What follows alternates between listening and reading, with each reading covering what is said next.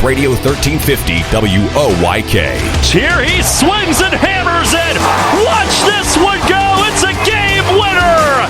Revs Baseball on WOYK is brought to you by People's Bank, Wellspan Sports Medicine, Shipley Energy, Maple Donuts, Broadway Transmission, Flying Feet, Dasher Investment Services, York Mitsubishi, Kochman Kunkel Insurance Group, Heritage Lawn and Landscape Care, York Dental Sleep Therapy, Rudders, Pennsylvania Lottery, Neighborhood Family Markets, PSECU, Kona Ice, Smith, Mayer and Little, York County Bar Association, and by Downtown Inc.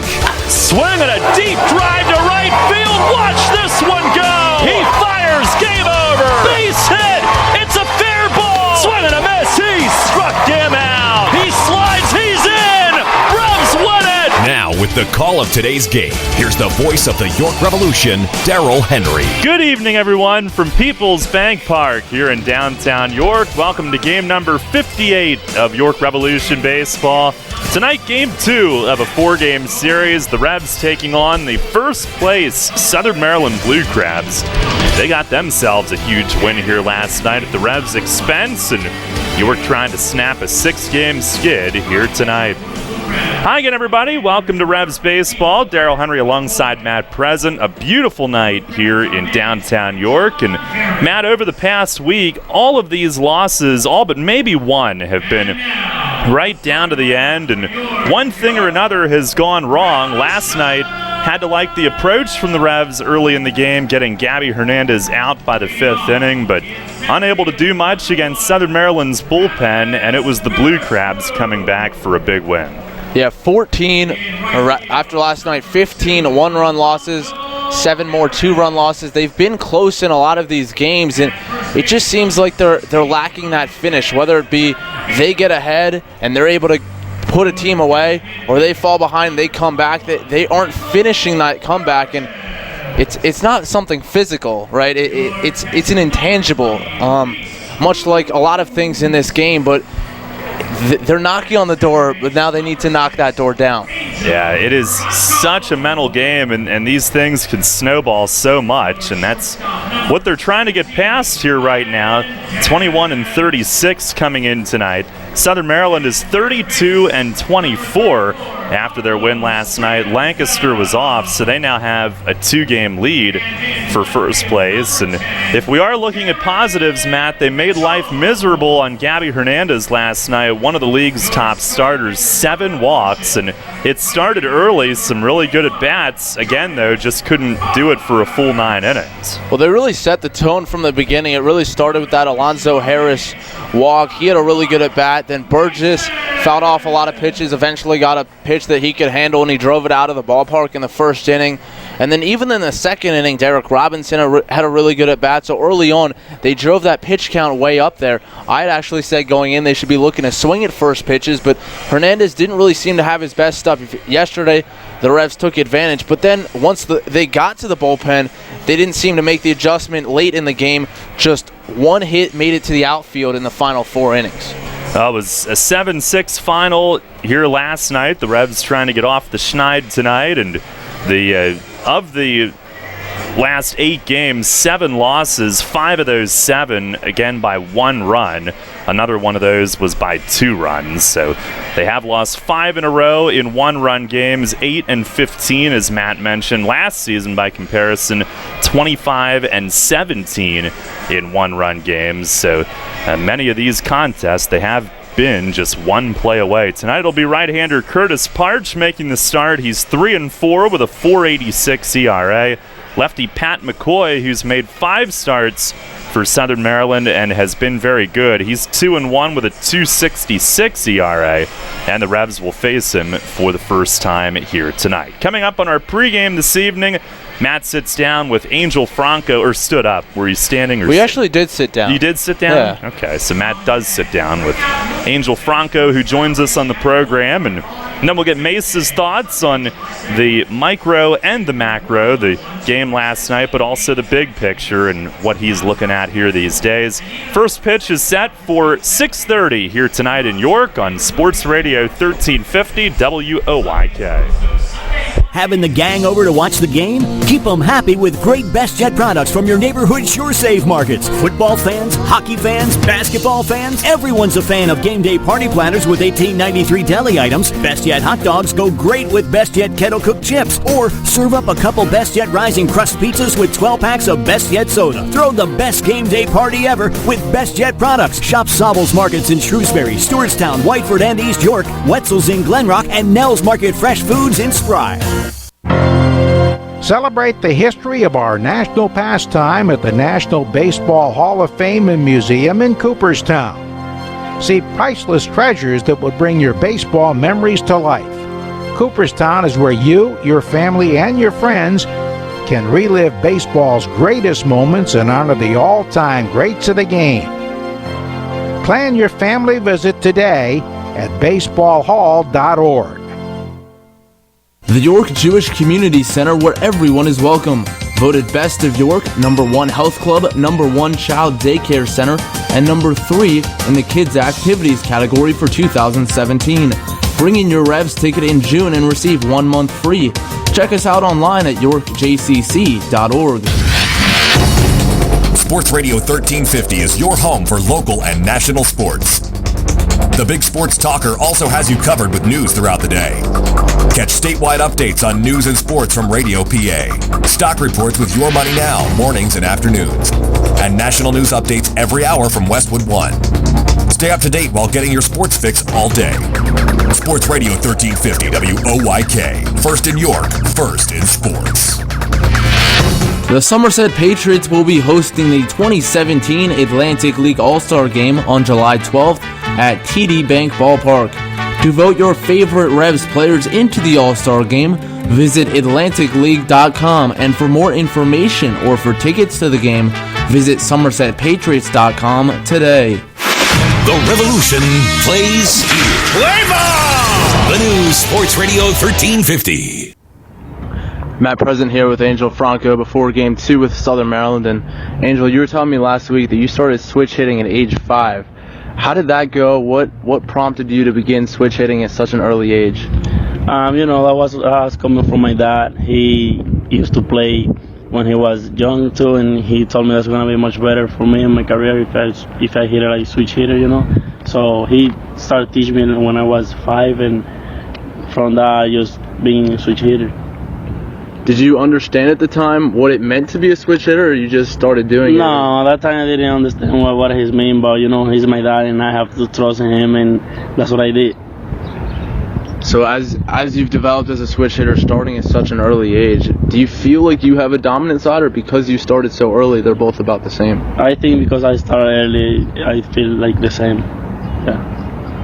And again, not having a dominant side, do you therefore work on the same things from both sides of the plate? Yeah, every day I work for both sides, to keep my swing at the same level, But it's not different from the left side than the right side. I mean, it's a lot of, sometimes it's different because I face too many righty pitchers, So when I face lefty, and I said, it's a little weird the first at bat, but when I face like couple at bat, like back-to-back right-handed, so I feel better. This year the infield has moved around a lot, different guys in different positions, and for you playing a lot of second base, some shortstop, you have to kind of get to know each guy that you're working with, or it's about the same?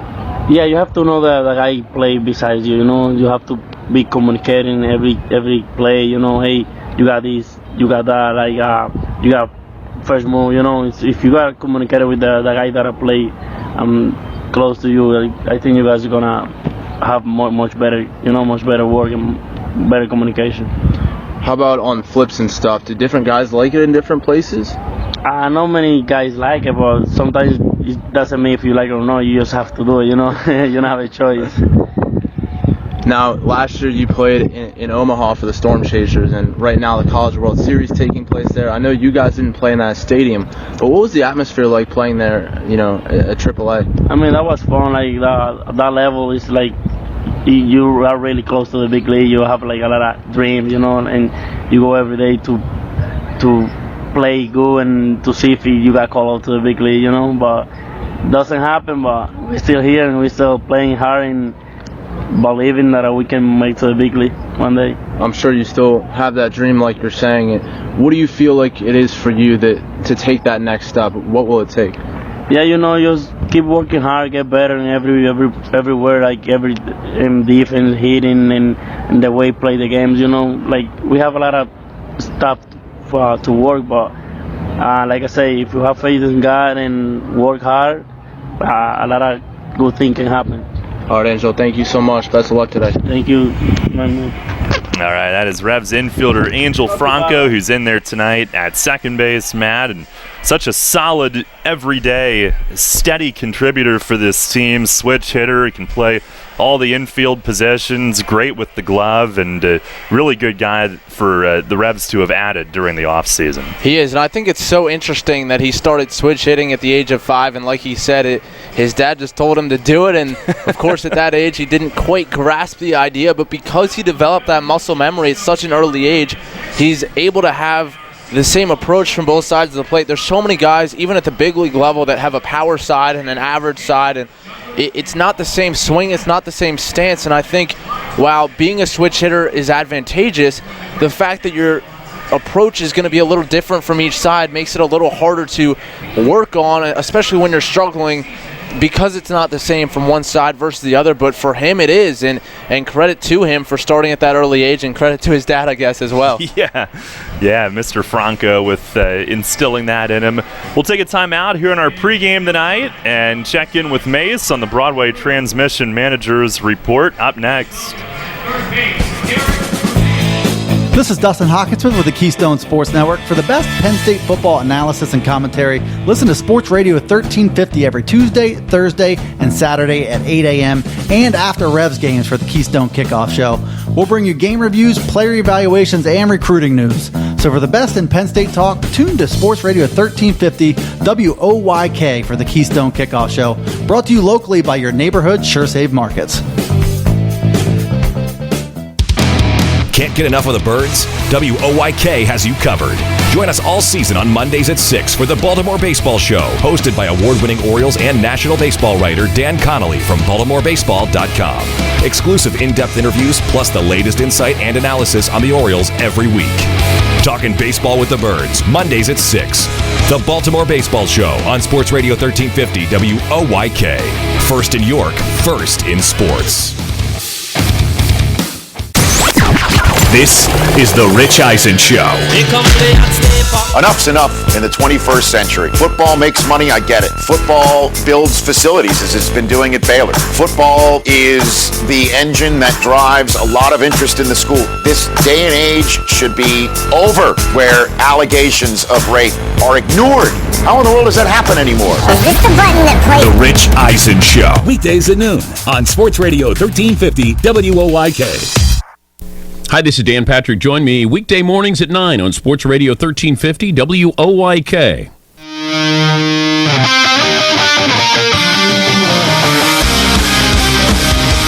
Fans, it's time to go inside the clubhouse for the latest on your York Revolution and tonight's matchup. It's time for the Broadway Transmission Managers Report. Now, here's the manager of the Revs, Mark Mason. Well, Mace, one thing last night, you really made Gabby Hernandez work, and a guy that we've seen have some quick games in the past. You got him out of there in the fifth inning. What did you see with the approach and waiting him out and getting him in those situations from your hitters? Well, I thought we had about 3 or 4 really good at-bats that were 9-10 pitch at-bats that we put against him early in the game. I know Harris did one in the first inning. I think Robinson had one in there somewhere. But, we made Gabby work a little bit more last night than we did in Southern Maryland a week or so ago. And, and his pitch count escalated pretty high. I think when he left, he was around 108, 109. So I thought in that respect we did a good job because he's a quality pitcher, and and he's had a lot of success against us in the past. So I thought we did a good job last night. On the pitching side of things, with Mateo, I know some of the frustration with his outing last night was after your team scored, and he's normally been a guy that's given you a shutdown inning, but it was mostly one guy that hurt him with Cone. Was it just 2 mistakes, or was there anything in particular you saw there? Well, I think it was two different pitches. Actually, I think the first one, I think Cohn's first home run might have been a fastball. I think, and I think the second one might have been a hanging breaking ball, possibly. It didn't. I don't think it was the same pitch either time, but I just think they were poorly located. And to Cohn's credit, he got a hold of them. So, I mean, that's unfortunate for Vic because he's been really good. And last night was just one of those where he couldn't hold the fort there right away, right after we would score. It seems like lately you've had a lot of these close games. One guy that's been really good might just run into one of his roughest outings, and Luke kind of the same thing in the 8th last night. What was it, a mechanical thing with the command early where he did get it settled in, but kind of uncharacteristic from him? Yeah, very uncharacteristic. A guy with like a 180 RA. He's been one of our go-to guys in those situations, and he's been really good for the most part. And last night he just couldn't find it when he first went in there, and next thing you know, we had the bases loaded and nobody out. So, I think the frustrating thing, not only to us as the staff, but to him and everybody else was, they scored the winning run without a hit. And I think that's probably the most frustrating thing, with 2 walks and a hit batter, and then we got a punch out.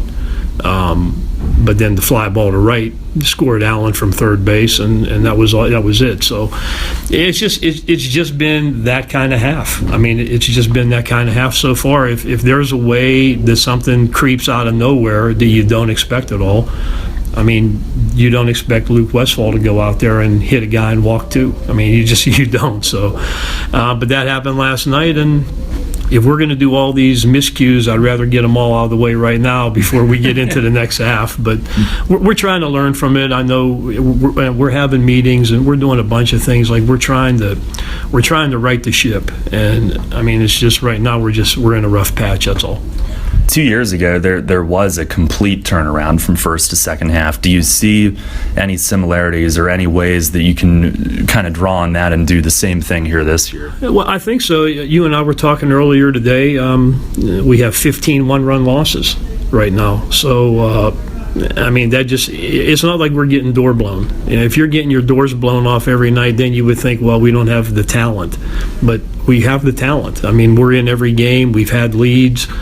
Just somehow we're finding a way not to be able to nail it down at the end. So I just think that's something that has to come from within the guys, and there has to be more of a killer instinct, I think, at this point, more of a sense of urgency and more focus. I think those are probably the main things right now, and accountability. I think accountability is a good thing too, where it's easy to point the fingers around, and I think sometimes you have to point the finger at yourself, and that would start with me and my staff and everybody that's in this clubhouse. So everybody's accountable to a certain degree, and you just have to take your accountability and then try to make it better.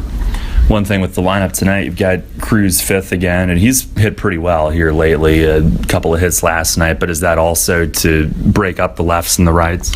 Well, it's actually a little bit of that, but he's also swinging the bat pretty well against left-handed pitchers. So, they got McCoy pitching tonight, so we moved him up a little bit, and then we moved some of the left-handers down in the lineup that were up there. Mitchell was up in there yesterday, and Mitch is down at the bottom today. It's just the lefty matchups, and based on what the numbers say, you try to put guys in a rotation in the order where you can string some hits together, give you a chance to do that. So, that's what we're trying to do, and hopefully it'll work out.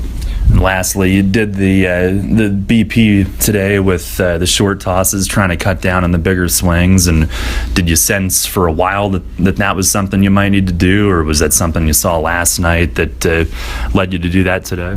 Well, last night was not the only reason, but I've seen a lot of situations this year where with 2 strikes we're still taking big swings like it's 0-0, and we got to be better than that. I mean, we're trying to pull the ball over the fence when we're getting breaking balls down and away with 2 strikes, and we're pulling off the ball, and it's almost like right field doesn't exist for the right-handed hitters, especially in this ballpark, the way we swing the bat here.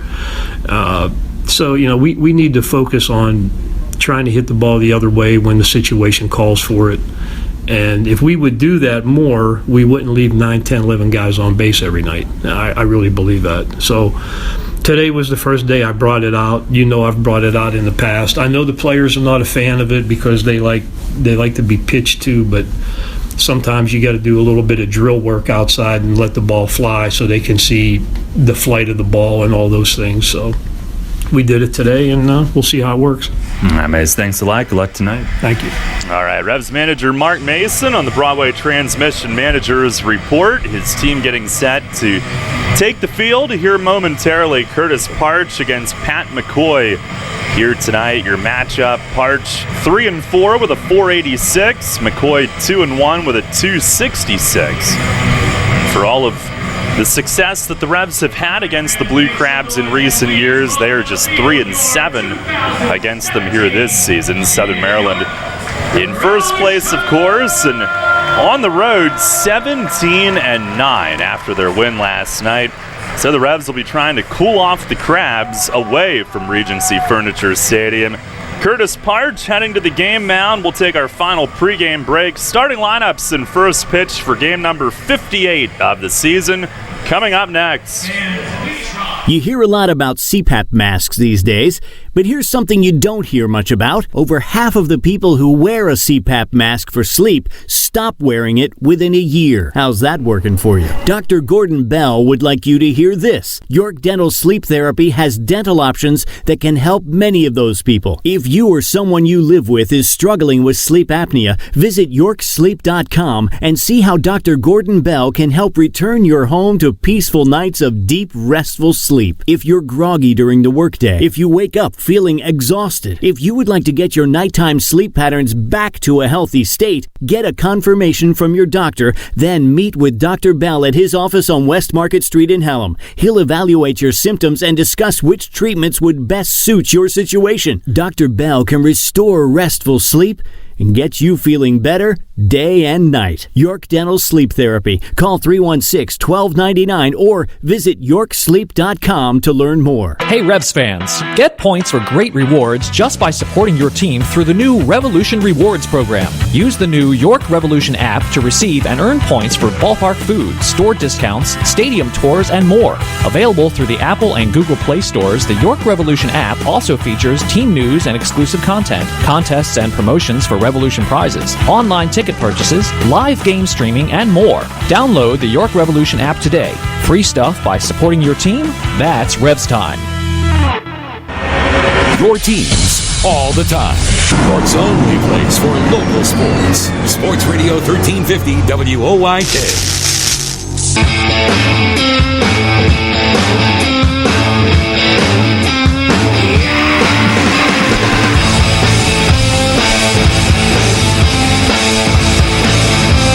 Game 2 of the series here tonight. Curtis Parch on the mound beginning his warm-ups out there as Southern Maryland's lineup tonight brought to you by Flying Feet. We'll have Jose Lozada leading off at third base.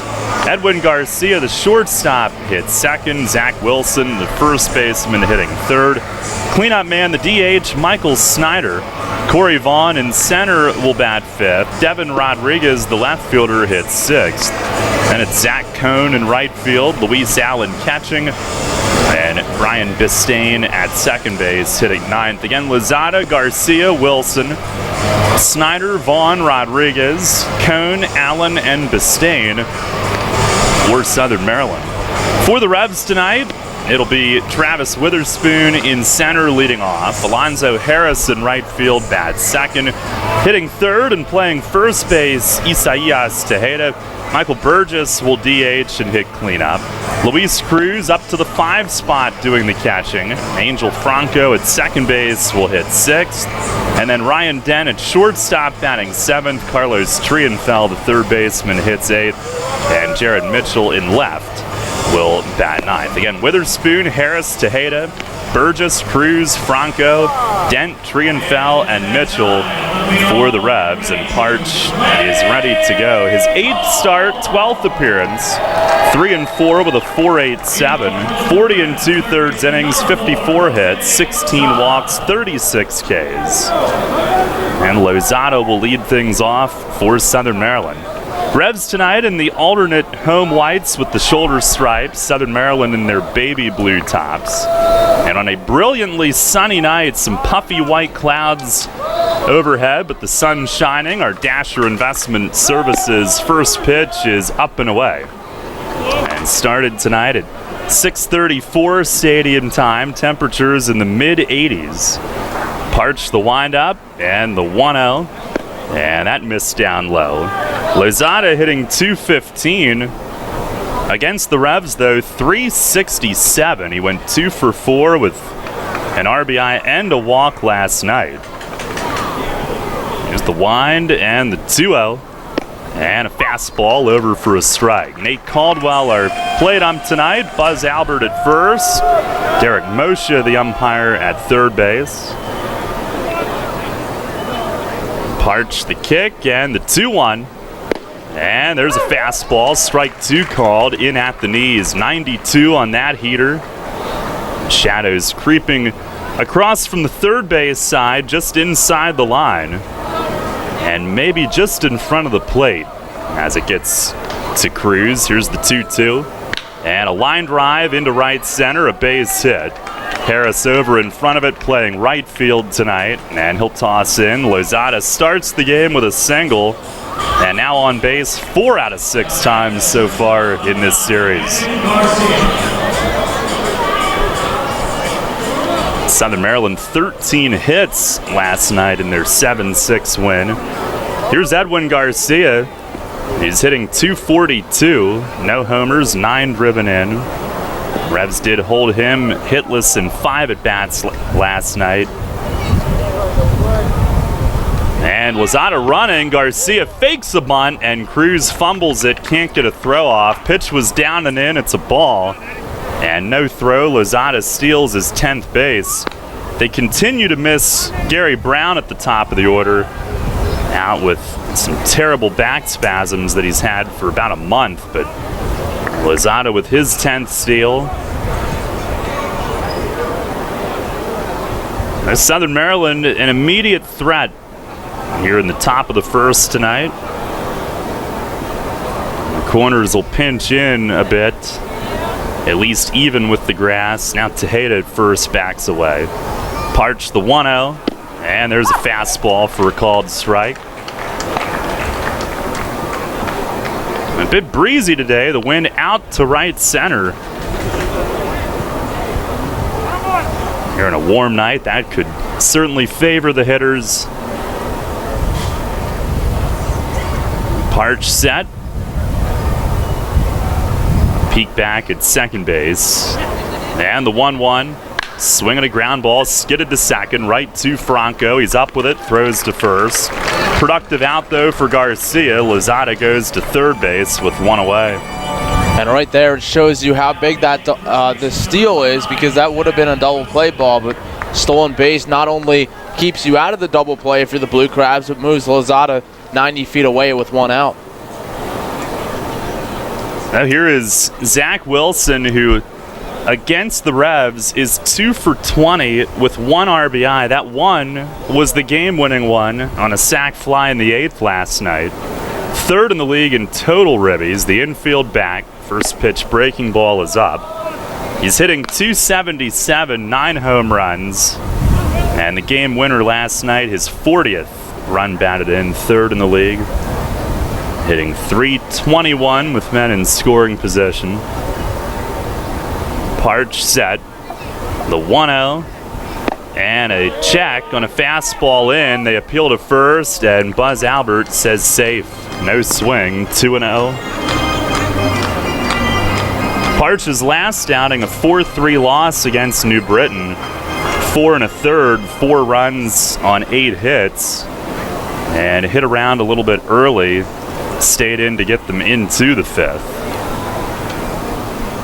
There's the stretch and the 2-0, and that missed in the dirt. Cruz keeps it nearby. He gave up all 4 in the first 2 innings in that last start. Had a high pitch count early, and he ended up at 93 pitches in 4 1/3. The previous 3 outings before that, all quality starts, 6 innings or more. 2 runs in 2 of the 3, no runs in the other one. Here's the stretch. 3-0 pitch, and it's a little bit low. Wilson draws the walk, and Southern Maryland with first and third for Michael Snyder. Snyder DHing, hitting .273, 10 home runs, and a league-leading 17 doubles. He's tied for the league lead in total extra base hits with 27. Revs held him to 1 bloop hit last night, but he also had 2 deep flyouts. So first pitch here is swung on and yanked deep but foul over the left field side, right over Dickey's Barbecue in Arch Street Eats. No balls, 1 strike. He has been named the K-Man tonight. Another bold move from the control room. The 0-1, and it misses in the dirt. Cruz blocks that. 1 ball, 1 strike. No score here in the top of the first, but Parch dealing with some initial trouble.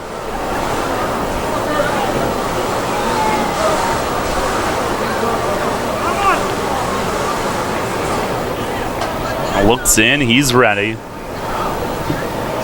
And the 1-1, swing and a miss. Good slider. Parch 1 relief outing at Southern Maryland. A loss in the first week of the year. 1 start against Southern Maryland, a 3-2 win back on May 30th. He went into the 7th in that one and was really good. Here's the 1-2.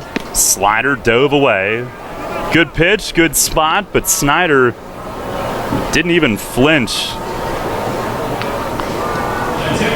You can see why he's successful if he's able to lay off a sharp, biting one like that. 2-2. Like you said, though, good pitch from Parch. He swung and missed at the previous slider. Parch went right back to it and threw it just a little further off the plate. Pitch to him here. He rips it and into left. A base hit. Lozada in to score. Up to second goes Wilson. And Michael Snyder spots Southern Maryland a first inning lead. His 34th run driven in. He had been hitting under 200 with men in scoring position, but comes through there and rips it out of Trienfeld's reach and through the hole into left. Southern Maryland, the initial run tonight. And here's Corey Vaughn, who handed Parch that relief loss early in the year, a homer off of him. They meet again here. First pitch is inside, a fastball. And Vaughn has tormented York, 343 with 2 homers and 2 triples. Overall hitting 283. 5 home runs. There's the 1-0 and a foul back against the net. And for a middle of the order guy, good on base guy, he's 4th in walks and leads the league in runs scored now. Darian Sanford had been leading, but he's been gone about a week with the Nationals signing him. Here's the stretch, the 1-1. And a breaking ball, strike called. Another good slider from Parch to get ahead. Vaughn also 5th in doubles with 14. The son of longtime big league power hitter, one of the greatest of the generation, Greg Vaughn. And Parch, the 1-2, and a swing and a foul back over the roof. Summer of '98, Greg Vaughn was in the conversation with the other guys for most of that year, chasing that home run record. He was part of like the big 4 that summer. Junior fell off eventually. Here's the pitch. And a swing and a chop foul into the seats just behind the Blue Crab dugout. It was McGuire, Sosa, Griffey, and Vaughn was in the conversation as well. Corey would travel along while growing up.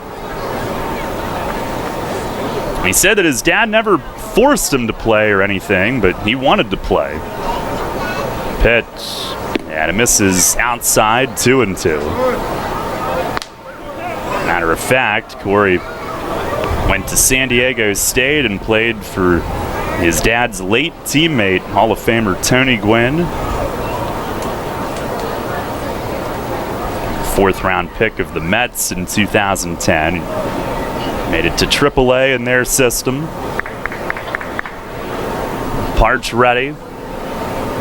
Here's the 2-2.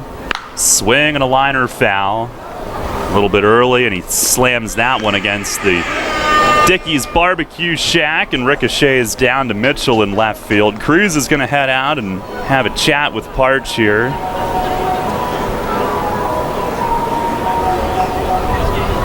Now at 24 pitches here in this first inning. Corey, born in Green Bay, Wisconsin, which is where they were when his dad played for the Brewers. 1998, his dad hit 50 home runs that year. McGuire 70, Sosa 66, Griffey 56. Pitch is a fastball, strike 3 called. 92 on the outside corner at the knees. Parch paints right after the visit from his catcher, and that's out number 2.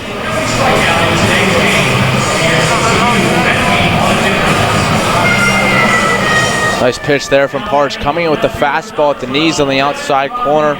Really tough spot if you're a hitter. And early on in the game, this game kind of mirrors his start from a week ago, where he has some really sharp sliders, but early on struggling a little bit to locate the fastball. Not on that one. Dots the outside edge.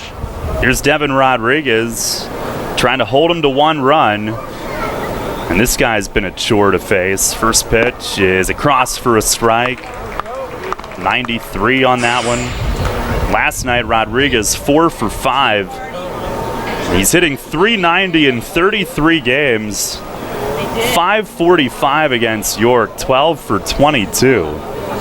452 with men in scoring position. The 0-1, and a ground ball rolled towards second. Franco to his right. Backhand fadeaway throw. Got him over at first. Franco on the move up the middle. Tossed it against his momentum, but right on target. Back to first base, and the inning is over. Only the 1 run on 2 hits, 2 left at the end of a half. It's the Blue Crabs 1 and the Revs coming up. Sports injury? Walk into WellSpan Urgent Orthopedics for immediate care. No appointment is ever needed. Our orthopedic and sports medicine specialists are here to treat you. Visit wellspan.org/urgent orthopedics today for hours at our York and Hanover locations. Come on! Colin Cowherd. We fell in love with a three-point shot. Oh, it solves everything. Three-point shot solves everything. No, it doesn't. It creates so many blowouts. Again, I'm comparing Golden State to what Oregon football did. They created a system. They beat everybody to the punch, and good for them. I'm for innovation. But I don't want football to look like every 13 seconds you have a football play and there's no huddles. This is The Herd with Colin Cowherd. Weekdays at 3 on Sports Radio 1350 WOYK. Are you one of the many people that has a 401k that is eligible to roll over, but you just haven't done it yet? Maybe you're not sure where was the best place to put it. I'm Tom Dasher of Tom Dasher Investment Services. I specialize in helping you getting your 401k and IRA money parked in the best place for you. So if you haven't rolled your 401k yet, or if you're not satisfied with your IRA, call me for a consultation at 487-2096. That's 487-2096. And check out my website at tomdasher.com. All about local sports. Sports Radio 1350 WOYK.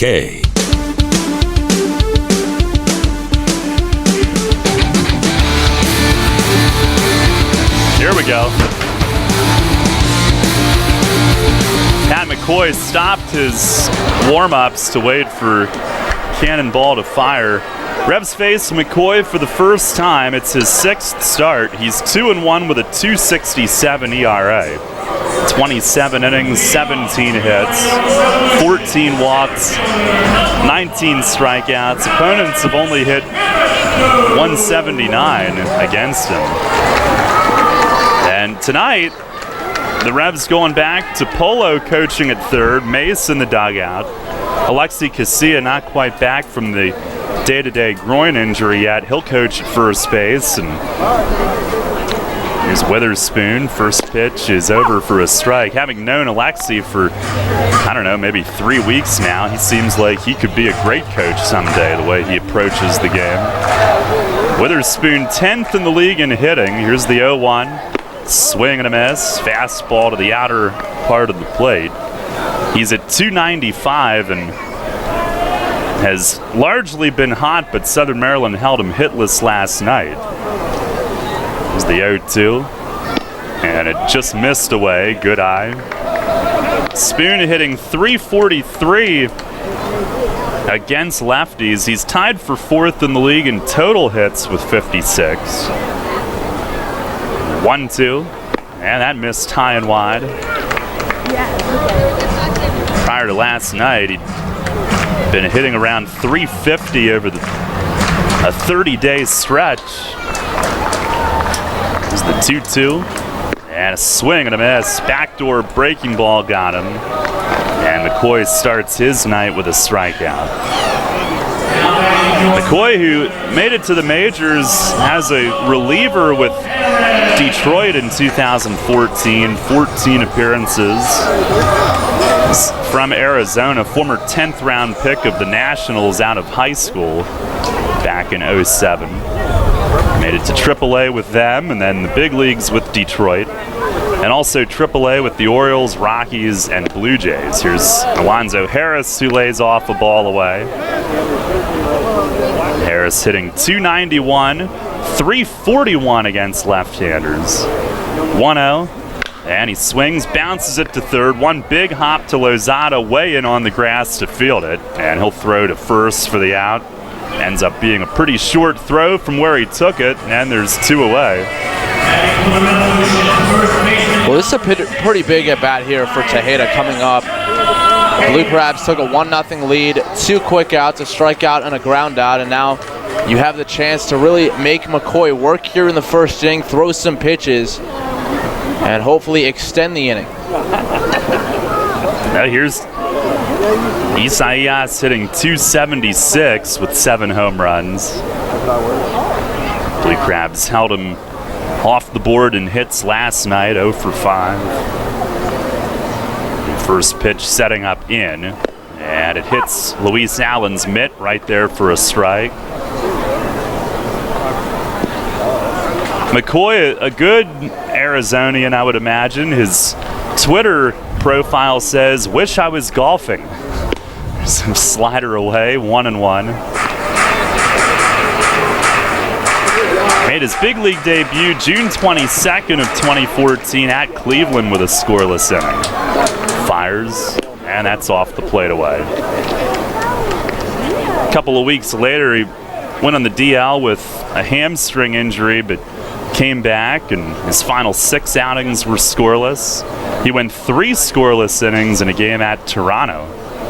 He deals, and just missed away, trying to backdoor a cutter. 2-1 on Tejeda. Southern Maryland's been maybe his toughest opponent. 3-1 make that. And he swings and belts one straight away center. Vaughn chasing, and it's over his head. And it'll skip to the base of the fence. Tejeda strolls into second with a double. Some of his armor fell off midway, but he slammed that ball straight away center over Vaughn's head. And a 2-out double. He got into a hitter's count and squared it up for the extra base hit. That'll give Michael Burgess a first inning chance. Well, they started off the at-bat with an inside fastball, went away a few breaking balls, and then came back in, and Tejeda was ready. And he was able to get the barrel inside on it and turn it around out to deep center field. Now here's Burgess, who clobbered a 2-run homer in the first last night. Also singled and walked in the game. First pitch, he foul tips it back to the net. Up there, Hacken trying to drive in a tying run. Revs trail 1-0 here in the first. Burgess hitting .264 with 9 home runs now, 29 driven in. McCoy ready. A look back and deals. And a called strike over the inner half. McCoy 6'4", 225. 28-year-old lefty. Overhand delivery. Here's the 0-2. Tejeda breaks for third and a swing and a miss on a slider away. Tejeda thought he could catch McCoy, and he did get a good jump, but Burgess waves and misses. And the Revs turned away in the first. No runs, 1 hit, and 1 left. And it's on to the second with the Blue Crabs up 1-0. You line your feet up on the edge of the starting block, shake out your arms, and then you push off the block in one fluid motion, fully extending your body and cutting into the water with nothing on your mind but the mechanics. You're a swimmer, and whether it's practice time in the pool or crunch time at a meet, Flying Feet is with you every stroke of the way. Flying Feet. Flying Feet Sports Shoes is a swimmer's paradise. Get suits by Dolphin, Speedo, Nike, Arena, and Tier. Pick up practice gear, team gear, and training equipment like fins, snorkels, and kickboards. The Flying Feet team has high-tech competitive suits, customizable caps, goggles, even goggle repair items. Shower down with swimmer's shampoo and body wash, plus suit wash to limit the wear and tear of chlorine. Time to dive into the pool? Then it's time for Flying Feet. We're more than sports shoes. Flying Feet. 1511 Mount Rose Avenue, York, just off exit 18 of I-83 next to Battery Warehouse. Sports Radio 1350 WOYK is your home for the golf majors. Brought to you locally by your neighborhood Sure Save markets. Tune in throughout the day for live updates from the U.S. Open, the British Open, and the PGA Championship. Plus, live final round coverage of the PGA Championship and nightly episodes of the PGA Championship Tonight. Coverage of this year's golf majors brought to you locally by your neighborhood Sure Save markets. Right here on Sports Radio 1350 WOYK. First in York, first in sports. For local sports on your smartphone, search WOYK at the App Store.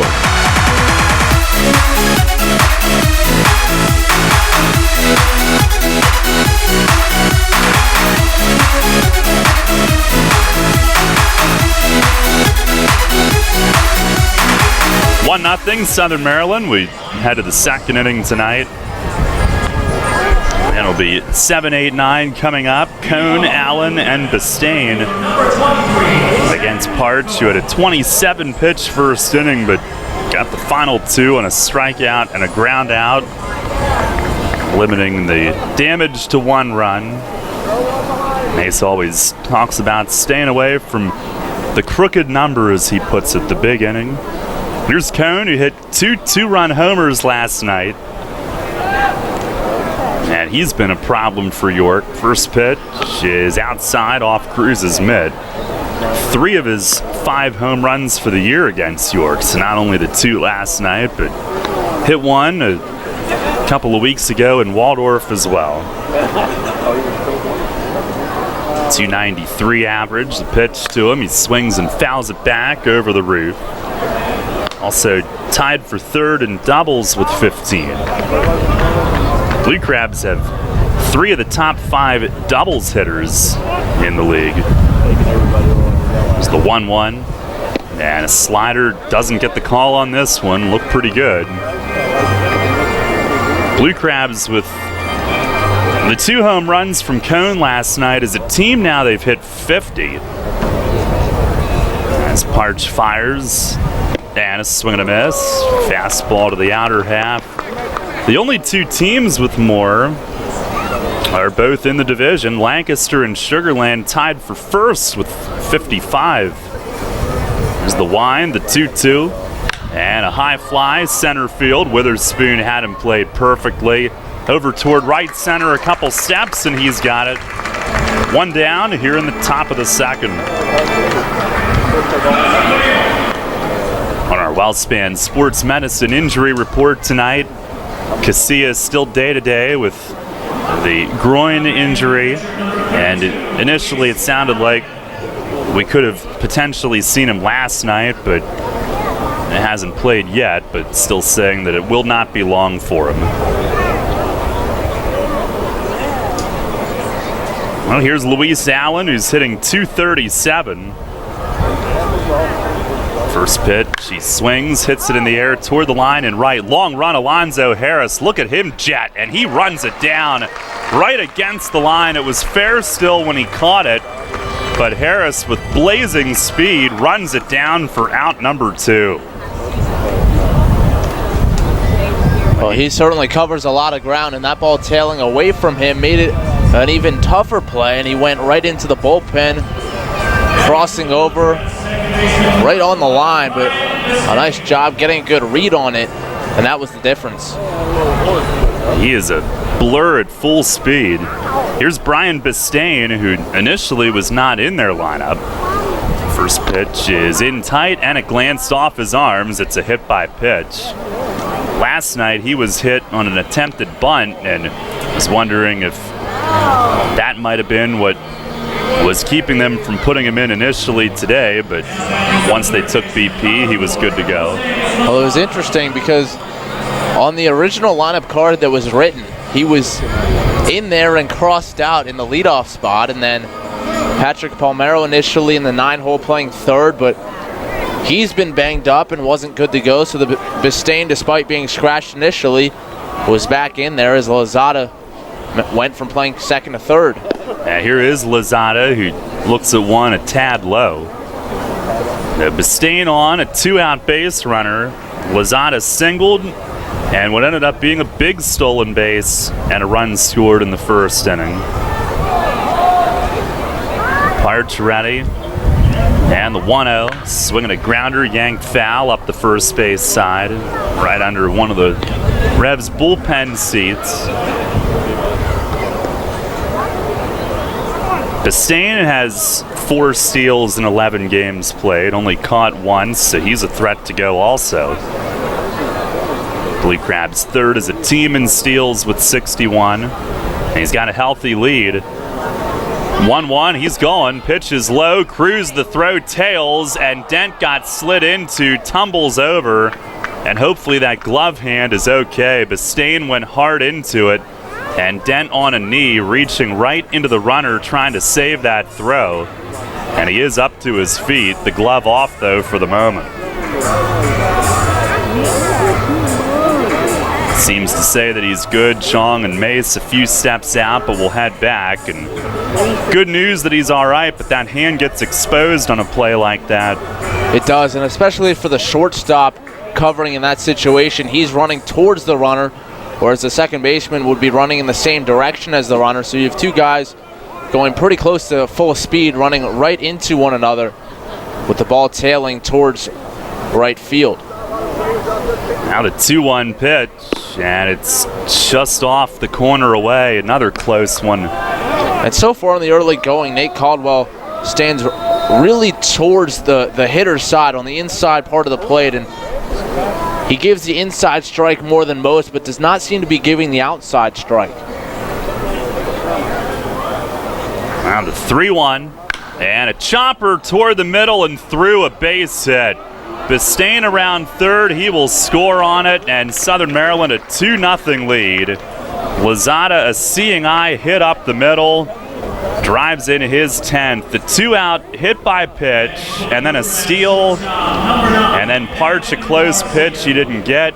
So much frustration there in one at bat, and Southern Maryland adds another run. And he got the ground ball he was looking for. The Revs had Lozada played the pole, and he hit it towards where Franco would have been positioned at second base had Bistain not stole. So back-to-back times here in the early going that a stolen base has caused a potential double play ball to be for naught. And here's Edwin Garcia, who looks at strike one.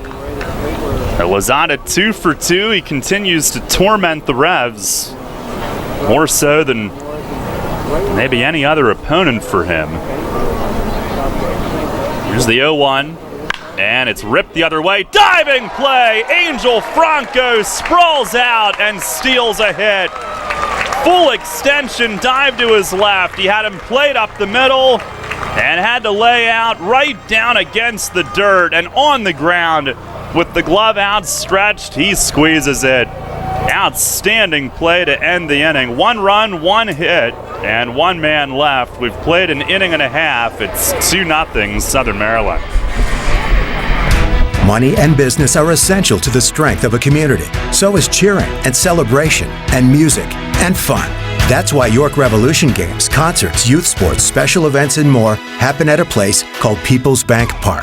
People's Bank has been serving York County for more than 150 years.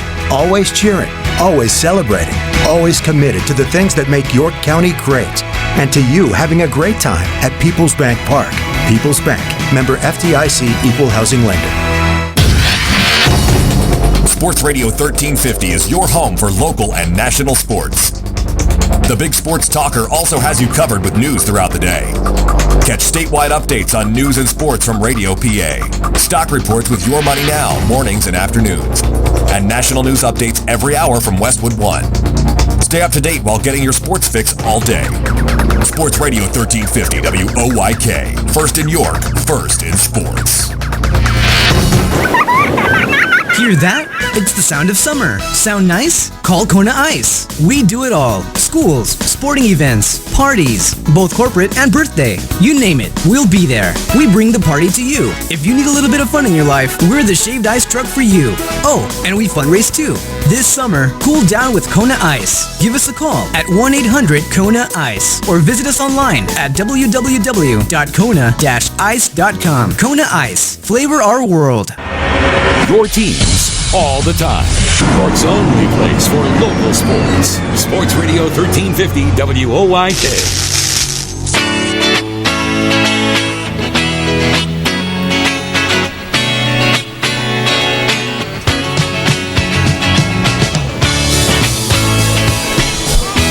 Nothing. Southern Maryland the lead early tonight. Luis Cruz leading off the bottom of the second takes inside. It'll be Cruz, Franco, and Dent. Revs managed a 2-out double off McCoy in the first. That was all. There's the wind from the lefty, the 1-0, and a chopper up the middle, and Cruz is going to have another hit. Right over second base and into center, and he leads off the bottom of the second with a knock. Had a couple hits in last night's game. Sac fly, his start before that. A homer and a single, his start before that.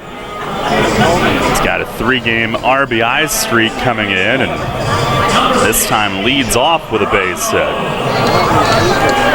Here's Angel Franco, who will bat right-handed, hitting .261, 3 home runs. First pitch, he bunts and fouls it against the shin guards of Allen at home plate.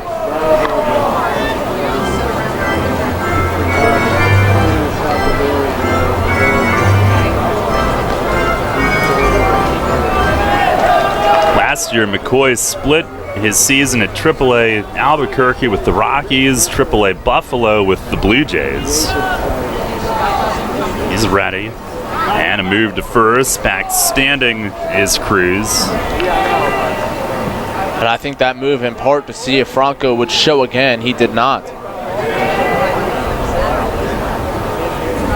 Oh, what was that? That should have been a balk, and it is a balk. McCoy forgot himself, started to wind up, and then tried to step off before anybody noticed. And that one didn't get by him. Cruz awarded second on the balk. Well, that'll move him up.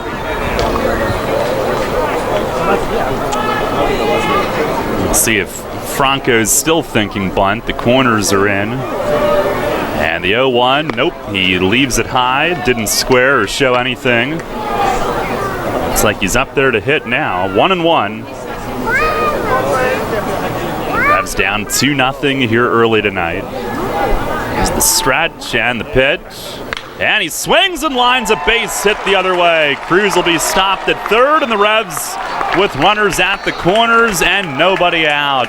Got a pitch away, and Franco went right with it. And back-to-back singles to start the inning. And that's the approach this coaching staff has been looking for of late. Franco, exactly what you said, going with the pitch, and a big balk there because he's able to hit behind the runner, and Cruz doesn't have to stop and wait. He's able to move up first and third. That type of swing there, large part of what's been missing and big reason why they did the short tossing on the field today. Here's Dent, who put in extra work on the field earlier today afterward. First pitch is outside.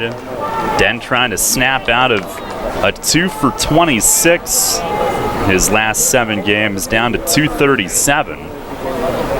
But he was really starting to hit it well earlier today. Pitch here is driven in the air and right. They will tag at third, backing up his cone. He'll make the catch. And here comes Cruz. He'll score easily. Throw in towards second, and Ryan Dent brings him home. A sac fly to right. And it's a 2-1 game here in the bottom of the second.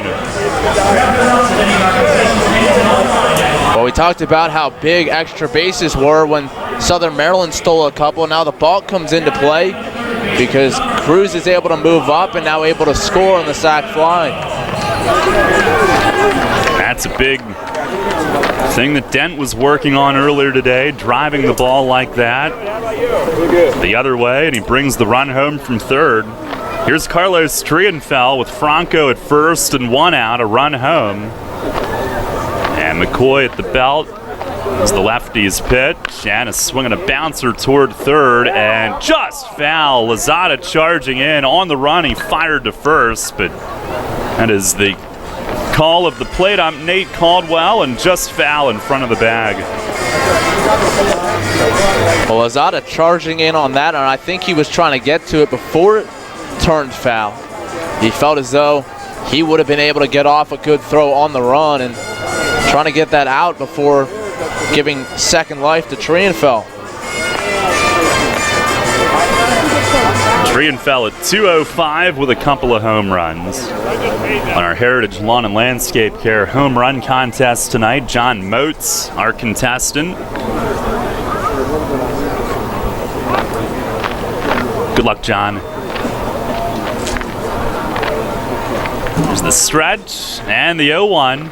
Swing, and he just got a piece foul behind the plate. McCoy kept it away from him there, 0-2.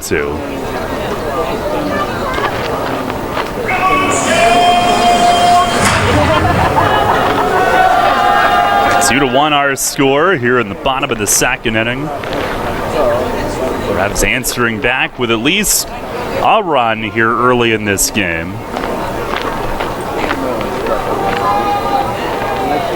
McCoy set at the belt. They set up in 0-2, and it's just inside.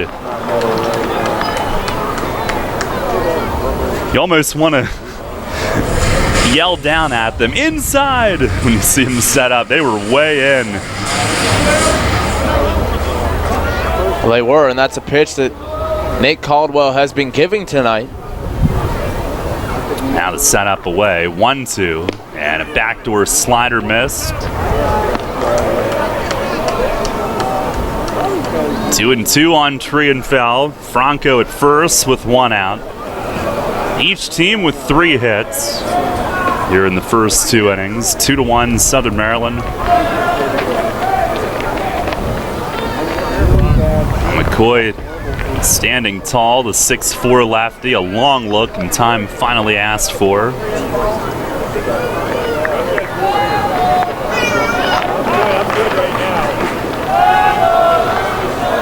Now has his signal, the 2-2, and a swing and a miss. Went to the slider again, this time over the plate and down. And Trienfeld didn't get what he was looking for. That's McCoy's 3rd strikeout of the night. That was by far the best slider he's thrown so far. Most of them have been backdoor sliders that haven't really come back over the outside edge, just kind of spinning in that first base side batter's box to a righty, but that one with some late movement down and in. The 2 down, here's Jared Mitchell. And the first pitch, a slider for a strike on the outside corner.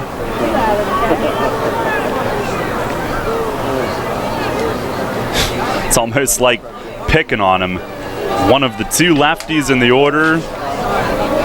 9-hitter, doesn't start him with a fastball. He starts him with a nasty off-speed and throws over to first. Franco back standing.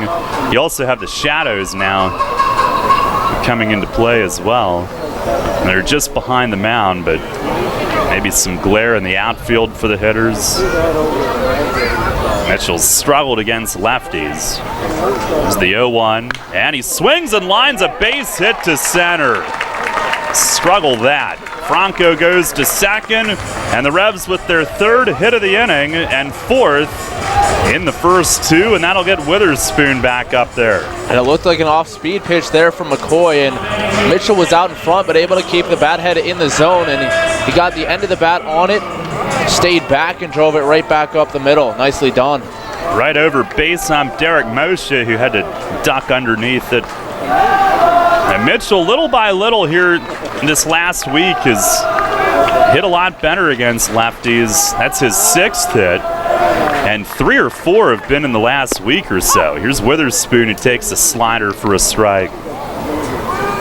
Struck out his first at bat.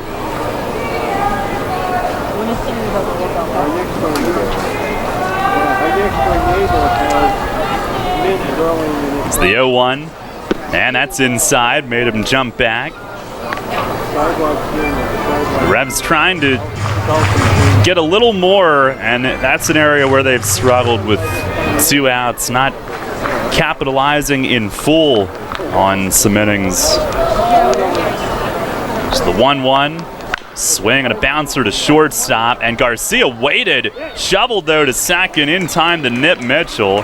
He waited with Franco running in front of him, and the Revs will settle for 1, but they do answer back. A run on 3 hits and 2 left. We'll go to the third. It's Southern Maryland 2, York 1. Take it from me, guys. You want to make life happier? Your wife wants a nicer lawn. The kind of lawn you see on Home and Gardens and Martha Stewart. Here's a hint. You're not alone. Call your pals at Heritage Lawn and Landscape Care. They've got a way with lush lawns that the ladies like. And as you know, happy wifey, happy hubby. Winky face. Heritage Lawn and Landscape Care. World-class care right in your backyard. 717-292-9994. The York Jewish Community Center, where everyone is welcome. Voted Best of York, #1 Health Club, #1 Child Daycare Center, and #3 in the Kids Activities category for 2017. Bring in your Revs ticket in June and receive 1 month free. Check us out online at yorkjcc.org. Can you sit up, little guy? There you go. What a big boy. Whoa. Every time he grabs my maple donut, it pulls him over to one side. But he keeps on grabbing at it. Whoop, there he goes again. Wait, let's see how this works. Here you go, little dude. Here's another maple donut. Can you grab it? Well, there you have it, folks. Charlie's right. A balanced baby needs a maple donut in each hand. Maple donuts taste right. York Sports on your mobile device or online at WOYK1350.com.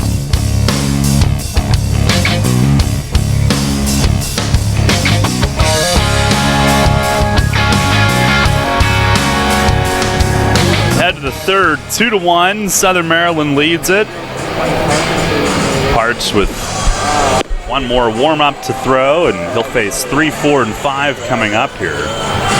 Take a look at our York Mitsubishi out-of-town scoreboard tonight. Couple of double headers, and last night it was middle of the game, as we mentioned, when Long Island and Somerset's progress was wiped right off the scoreboard. They're playing 2 tonight, top of the 4th. Long Island leads Somerset 3-2 in game 1 of that doubleheader on the island. Here's Zach Wilson. First pitch is low. He walked his first time up. Sugarland and New Britain will play 2, and the Skeeters a touchdown lead, 7-0 in the 4th inning in game 1. 1-0, and it's a called strike, outside corner. And the one that our Southern Maryland friends who are tuned in are most concerned with, Bridgeport and Lancaster scoreless in the 3rd at Clipper. Pitch here is a slider and a called strike, 1-2. So you're up to date on our York Mitsubishi out-of-town scoreboard, and the Sixers have the number 1 pick. Here's the 1-2, and it misses down and away.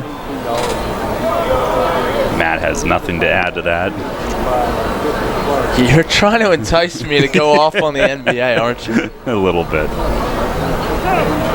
Let's bring our daytime conversations on the air. 2-2, a quick step, and Parch missed inside. I think he slipped. It looked like his cleat got caught in the rubber there. But Markelle Fultz, the projected number 1 pick, a DC guy, went to DeMatha, which is about a mile from Maryland, College Park. Pitch here, ripped left side and through. Dent laying out toward the hole from short, but Wilson rips it into left, the leadoff single. Southern Maryland, the leadoff man on 2 of the first 3 innings. Here's Michael Snyder, who drove in a first inning run on a single.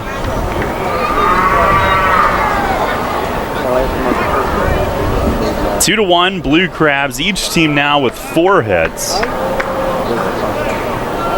Parch into his stretch.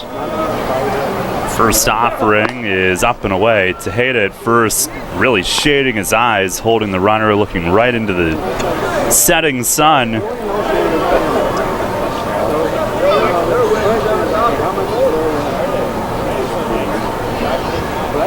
Snyder, who hit over 300 for them last year, is the 1-0.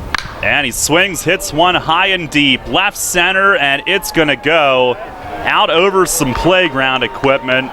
And Michael Snyder with a 2-run home run to left center field. The Blue Crabs with a 4-1 lead. He has driven in 3 and off to a big night. His 11th of the year.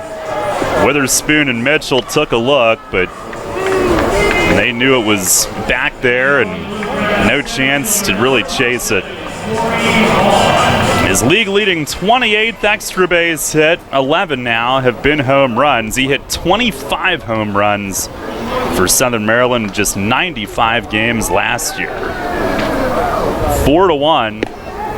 And here's Corey Vaughn, who takes a breaking ball strike. Vaughn, who struck out looking his first time, the 0-1, and he rips a base hit through the left side of the infield. The first 3 with hits here this inning. Snyder's being a home run, and Fletch will come out and pay a visit. Our broadcast brought to you by Wolf's Bus Lines, The Pretzel Twist, Neighborhood Sure Save Markets, Turkey Hill Minute Markets, Etline Foods, and D's Nuts. Now the Revs will have to be resilient here tonight. Southern Maryland answering their run with the 2-run homer. And Parch, who had a really good 3-start stretch here these last 2, has been hurt early in the game. He gave up 4 last time, and Blue Crabs now with 4 off him here.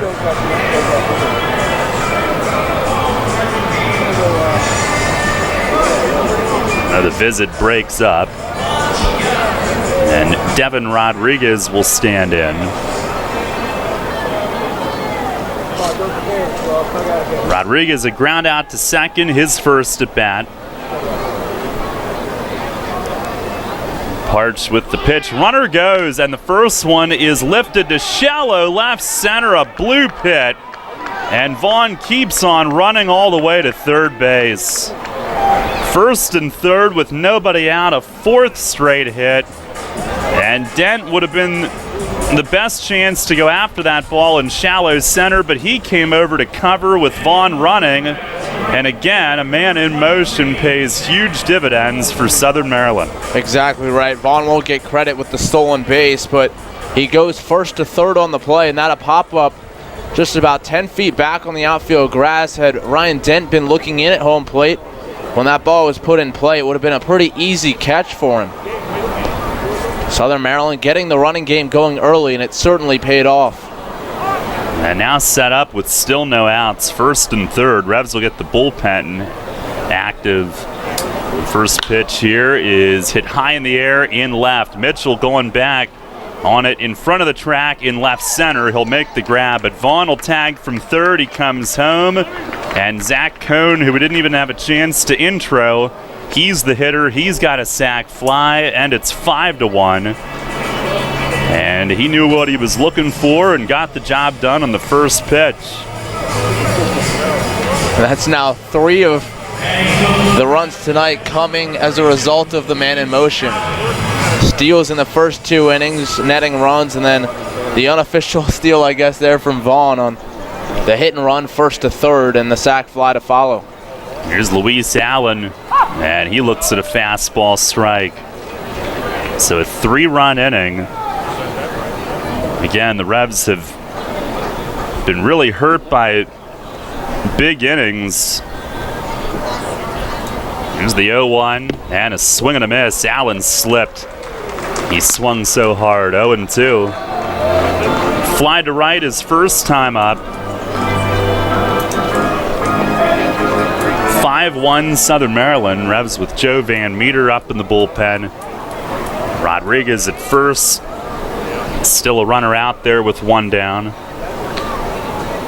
And a move to first. Tejeda shading his eyes. He'll squeeze it with Rodriguez back standing.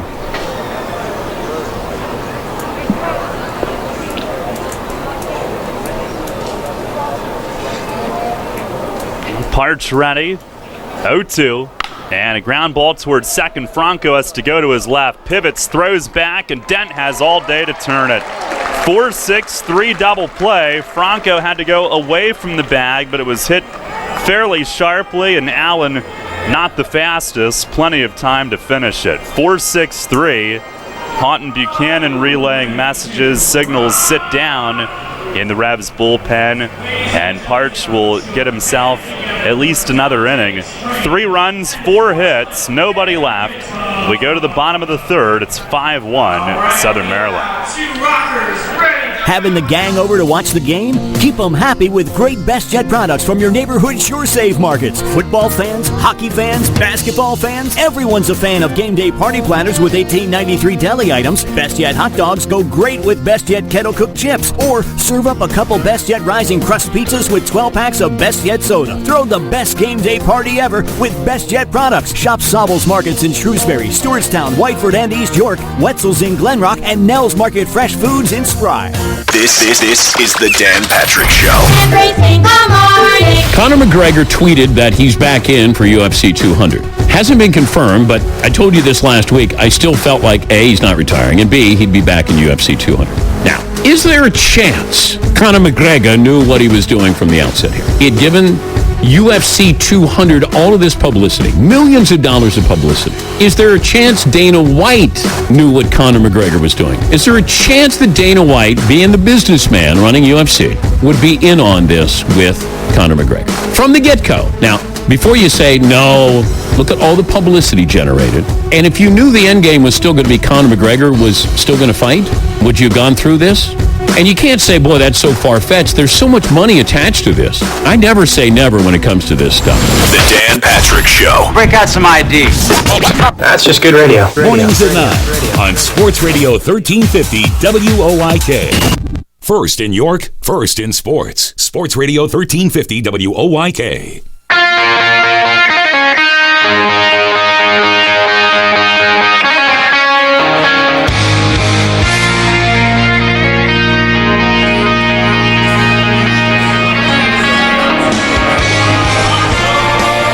Start to this one, 5-1. Southern Maryland leads it. And as we go to the bottom of the 3rd, 2, 3, and 4 due up.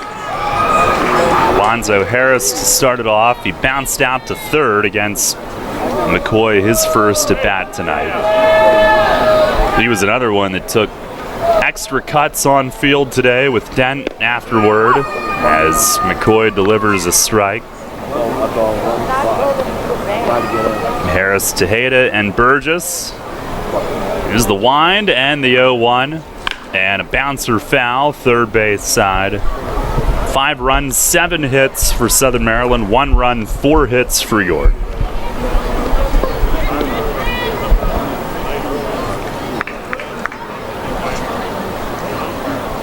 McCoy the wind and the 0-2. And a swing and a fly ball deep down the line in left field. Rodriguez looking, it's gone! Alonzo Harris on an 0-2 pitch. He launches one onto Arch Street, and the Revs get one back. A 5-2 game here in the bottom of the third. His second home run of the year and of the week.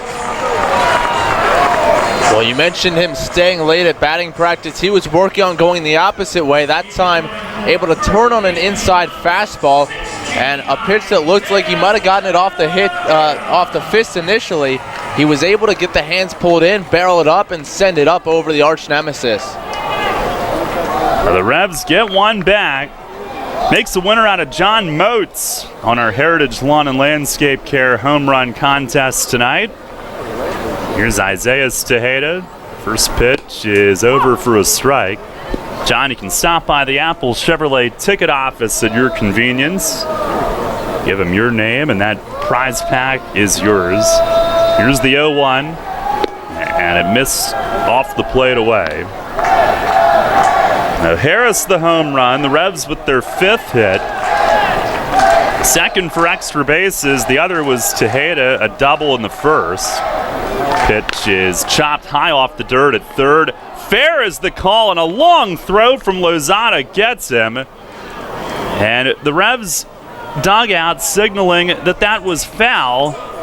Third base ump Derek Moshe, well behind the bag at third, called fair and said that it traveled over the third base bag. Well, obviously we don't have the best vantage point to see that call, but I thought it was the right one. Lozada definitely fielded it in foul ground, but it was sailing over the bag, and by the time it got to him, it was almost to the outfield grass.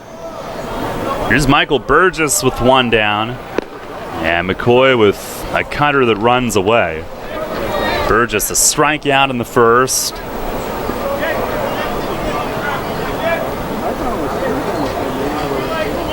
The wind and the pitch, and it missed inside. 2-0.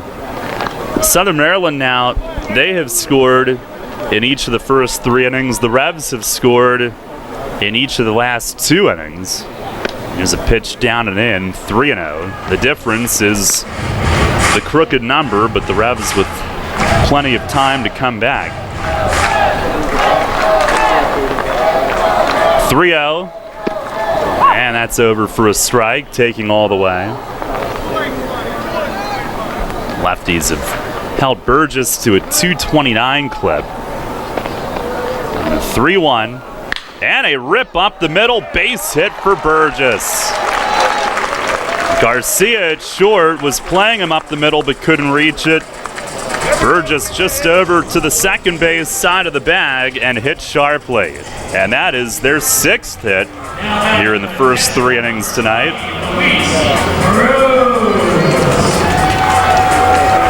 Coming in, opponents had hit only 179 off Pat McCoy. Revs seeing him for the first time. Here's Luis Cruz, who singled and scored last inning.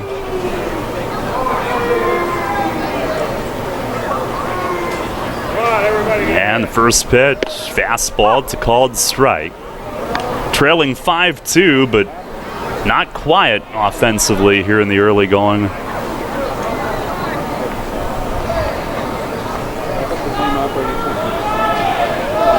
Here's the 0-1. And a bouncer foul down the third base side. And interestingly enough, the Revs tried to stack their lineup heavy right-handed against the lefty McCoy, but the 2 left-hand hitters, Burgess and Mitchell, each with a hit. And McCoy hasn't seen a lot of lefties this year, but in limited action, he's a reverse splits guy. 556 is the average for left-hand hitters against McCoy coming into play. Now the 0-2. And a swing and a miss. Fastball up and away on Cruz. 2 down in the inning. This is McCoy's 4th strikeout. Revs struck out 12 times last night, and they've now struck out the 2nd most times in the league, but a distant 2nd, way behind New Britain. Last year, the Revs, a great year, but they led the league by a lot. Here's Angel Franco, who looks at a slider for a strike. Franco is single to right, his first time. McCoy ready. And the 0-1, breaking ball, and he bends it back for another strike. Ahead 0-2.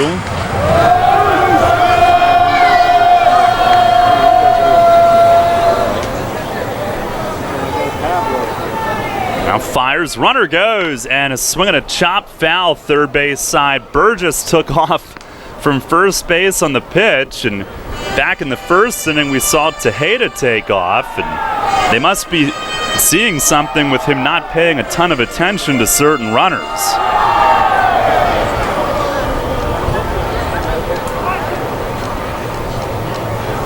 Oh, and 2 it remains. Wilson holding Burgess, short lead. Pitch is swung on and missed. Foul tip squeeze. And another breaking ball to Franco. McCoy has his 5th strikeout. Revs do get a run back. A run on 2 hits. The run on Harris's home run. 1 man left. We'll go to the 4th. Matt Present with the play-by-play. It's a 5-2 Southern Maryland lead.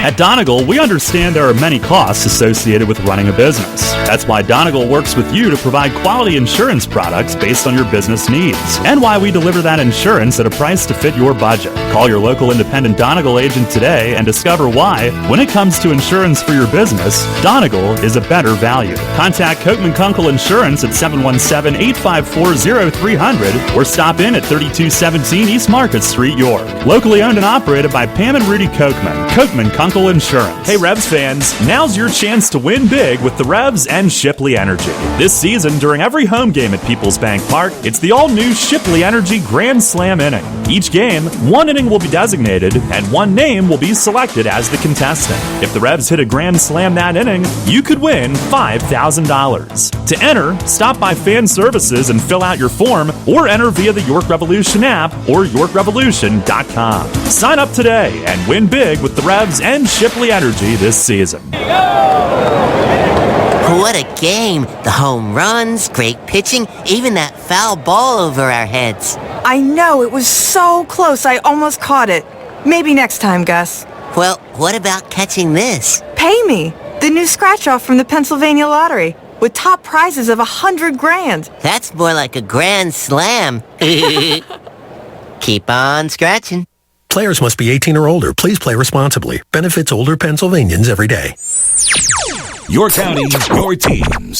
Sports Radio 1350 WOYK. First in York, first in sports.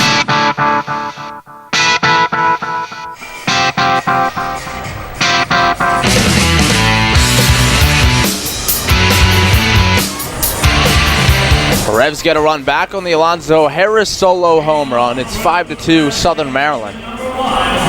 Top of the 4th, Brian Bistain, and then the top of the order for the Blue Crabs, Jose Lozada, Edwin Garcia to follow. Curtis Parch back to work. The righty kicks and fires, and the pitch is hit in the air well, deep to left field. Mitchell going back, but has room. On the warning track, he glides over and puts it away for out number 1. So Mitchell out there in left field today. And that one took him over towards the gap in left center, but he gets there in time. 1 up, 1 down here in the 4th for Curtis Parch. Jose Lozada now will bat for the 3rd time in this one. 2 at bats, 2 hits, and a run scored. Parch ready, and the first pitch on the way. That's a fastball for a strike, 0-1. Parch now making his 8th start of the season after beginning the year in the bullpen. The 0-1 pitch, swing and a miss. Change up there, Had some nice arm side run down and away, and first time we've seen that pitch today. 0-2 the count to the Blue Crabs third baseman. And for Parch, this is the most starts he's made in a year since 2011. Pitch on the way, fastball line drive right back at him, and under the glove into center field, a base hit. He just narrowly missed reeling that in. Of course, it would have been a pure reaction play, but safety first gets out of the way of it. It's a 1-out single and a 3-hit game for Lozada. Shortstop, number 9, Edwin Garcia. But in 2011, with High A Bakersfield in the Cincinnati system, Parch made 21 starts through 2 complete games with Bakersfield. Throw to first and back in with the dive is Lozada.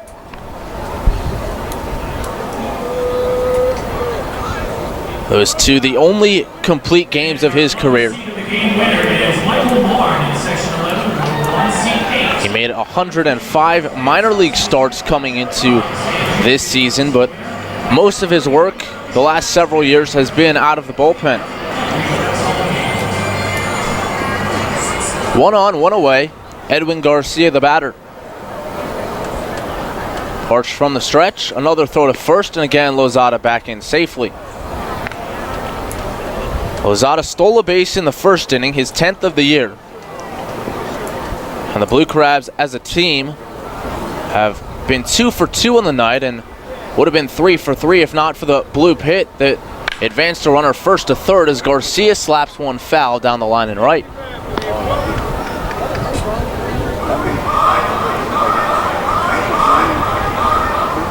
Parch originally drafted by the Cincinnati Reds in the 27th round of 2007. He was drafted out of Merced Junior College, and that was the same junior college in which Doug Fister pitched. Pitch on the way, broken bat blooper out to right center field. Backtracking is the second baseman, Franco. He's under it, and he makes the catch for out number 2.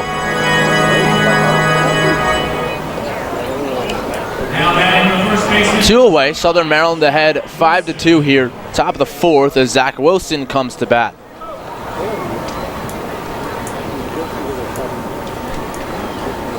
Parch came up with the red system, made it all the way to the big leagues.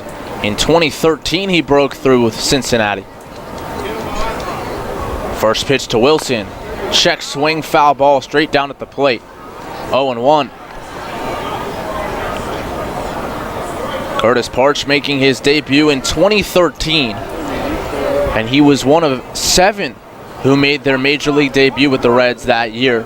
Derek Robinson, another guy, his teammate now, made his debut in 2013. And before the 1-0, a throw to first and Lozada back in safely.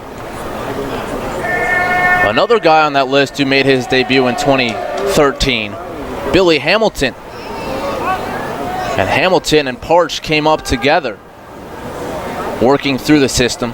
The 1-0 pitch on the way, it's in tight and it hits Zach Wilson. He turns out of the way and takes it between the 2 and the 9. And he will head down to first, 2 on with 2 away.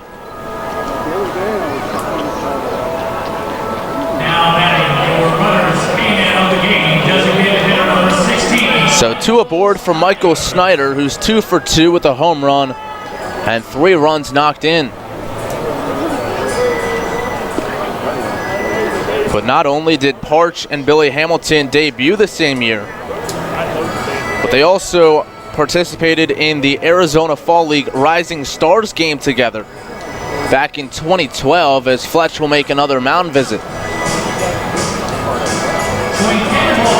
That year in 2012, Parch pitched for the Pensacola Blue Wahoos. Talked about some pretty cool names over the course of the year.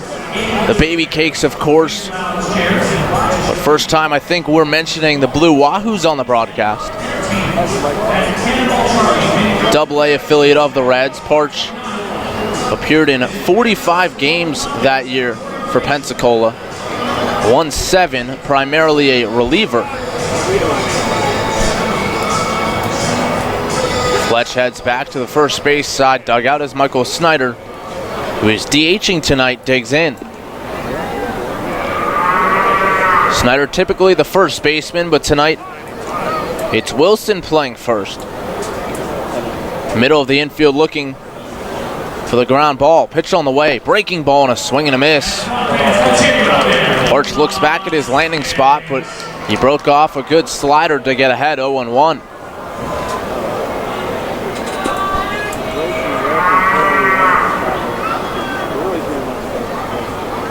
Arch hit 66 pitches here in the fourth. 2 on, 2 away. And the 0-1 to Snyder. Breaking ball hit in the air. Out towards center field and deep. Witherspoon back on it. And that one is gone.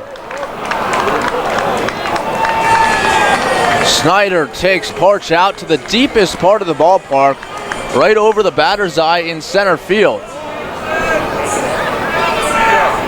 A 3-run blast here in the fourth, and it's an 8-2 Southern Maryland lead.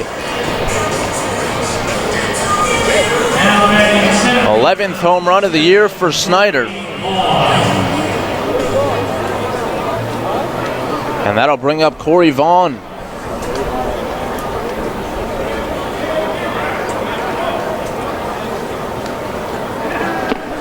First pitch on the way, low ball 1 with the fastball. Vaughn 1 for 2, a strikeout, a single and a run scored. Pitch on the way. It's a breaking ball off the glove of Cruz, and it'll trickle towards the backstop.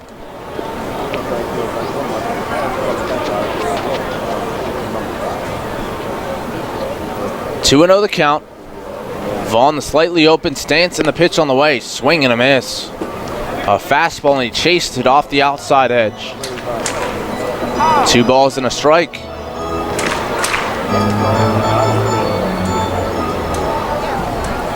Back-to-back games now, the Blue Crabs have had a man go deep twice. Pitch on the way, low with the fastball. Last night, it was Zach Cohn, 2 two-run home runs, 1 in the second, 1 in the fourth. And tonight, it's Snyder, a 2-run blast and a 3-run blast in the third and the fourth. 3-1 pitch on the way, fastball line drive down the line and left, and it tails foul.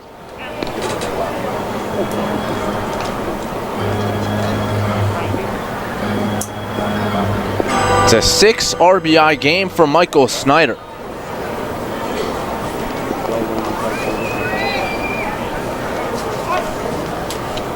And it's only the 4th inning.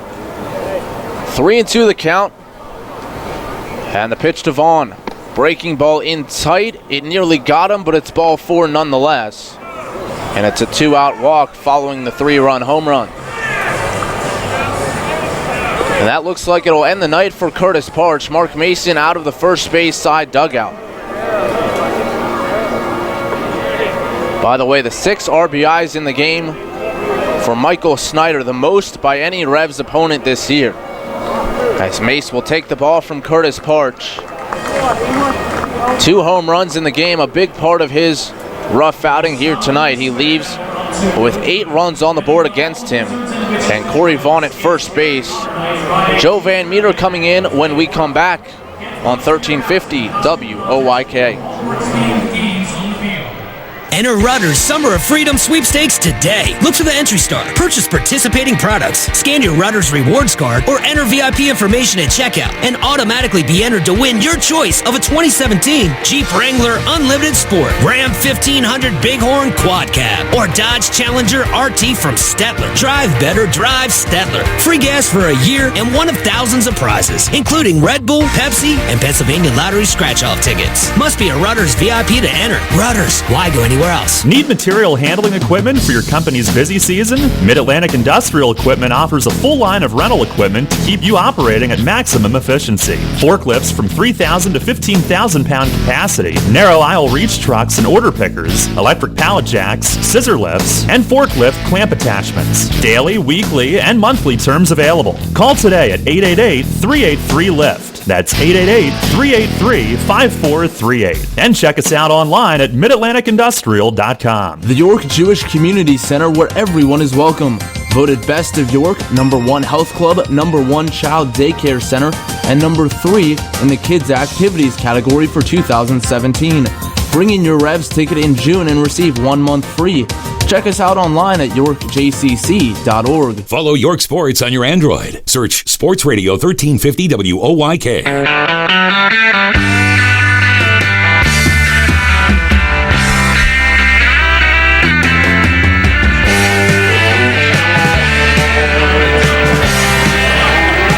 Top of the fourth, 3 runs home for the Blue Crabs. They lead it 8-2. Michael Snyder having himself a day. 2 home runs, 6 RBI through his first 4 innings of play. Corey Vaughn reached on a free pass with 2 outs. And Mace turns to right-hander Joe Van Meter out of the bullpen, who will face Devin Rodriguez. Rodriguez batting left. 2 down. Van Meter ready to go. And now, not so much. He steps off.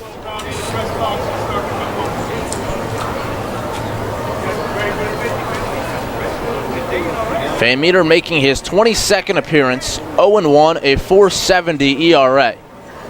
And the first pitch on the way, fastball, strike 1. We will mention, though, that .470 ERA a bit inflated due to some inopportune scoring and other calls against him. Pitch on the way, swing and a miss. Change up down in the zone, and Rodriguez swung over the top. It's 0-2. Van Meter 36 strikeouts to just 16 walks in 40 2/3 innings. And Mace and Fletch likely to ask him to go several innings and bridge the gap to the late inning guys. 0-2, the pitch on the way. Fastball popped up, third base side, in foul ground, Cruz over, and reaches up to glove it just in front of the warning track, shy of the third base side dugout, and that will retire the side. Joe Van Meter comes in and gets a foul pop to end the frame. But in back-to-back innings, the Blue Crabs strike for 3, this time courtesy of a 3-run home run by Michael Snyder. It's 8-2 Southern Maryland, heading to the bottom of the fourth on 1350 WOYK. Did you know that Shipley Energy can take care of all your energy needs?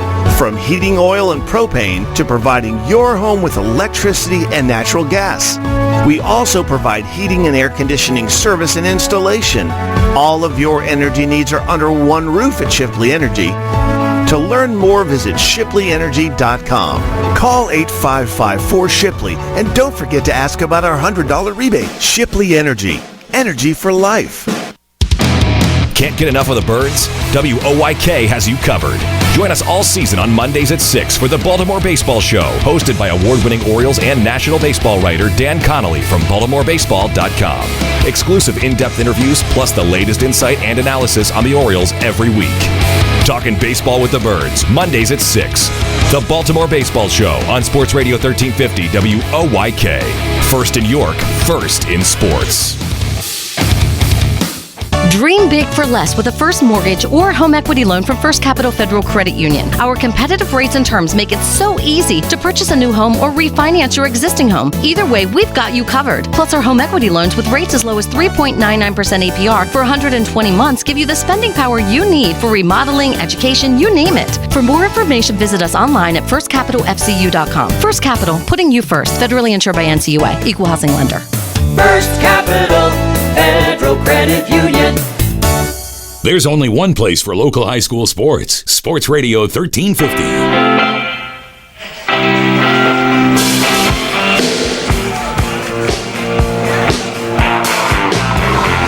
Michael Snyder powering the Blue Crabs, 6 RBI in his first 4 innings. Ryan Dent to the plate, and the first pitch from McCoy outside, ball 1. Ryan Dent, another guy who's had 6 RBIs in a game this year. His came against Lancaster. And the 1-0 pitch catches the outside corner for a strike.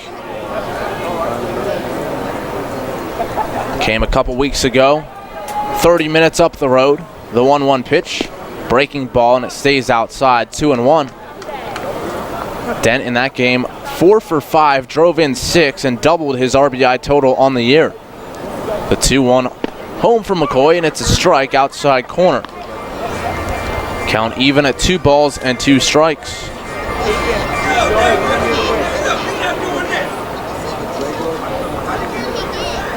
McCoy working quickly, the 2-2 to Dent, down low, ball 3, and the count runs full.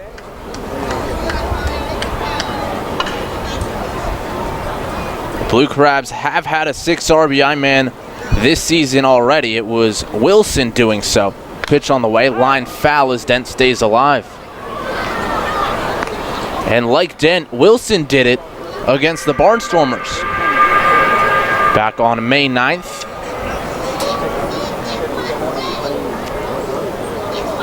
The payoff pitch from McCoy. Line foul again, right side and out of play.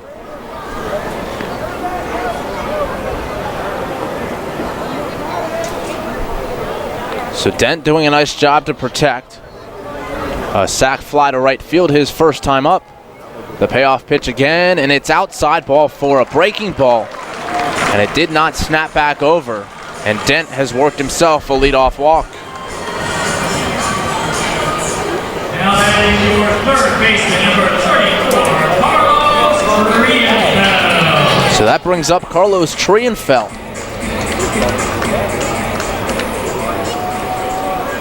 Trienfeld, a .205 average, 2 home runs, 9 driven in. He bats now with Dent on at first as McCoy now will work from the stretch. First pitch on the way, up and away with the fastball, 1-0. Pat McCoy now in his 11th professional season, his first in the Atlantic League. From the belt, the 1-0 pitch. And it's chopped on the ground to second base, and it's through the second baseman, Bistain, into right center field. Rounding third and staying put is Ryan Dent. On at first with a hard hit single is Carlos Trienfeld.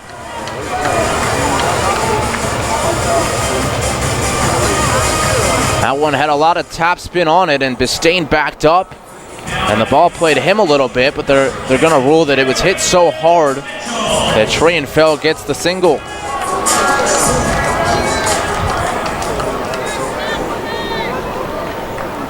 So first and third for Jared Mitchell.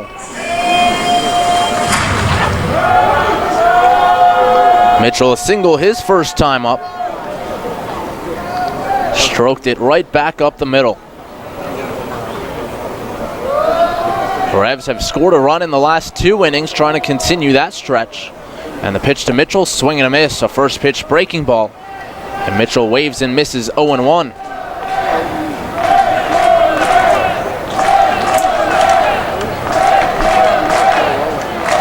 Mitchell last night against a right-hander slid up in the lineup.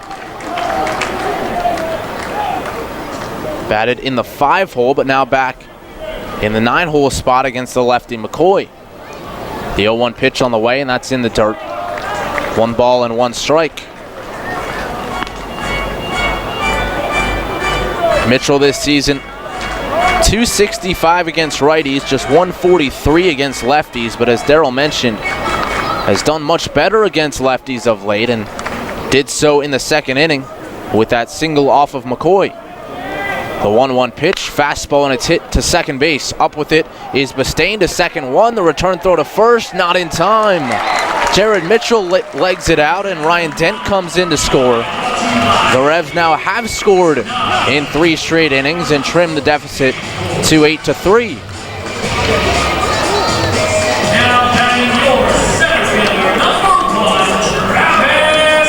Jared Mitchell with the RBI. He's able to leg it out to avoid the double play.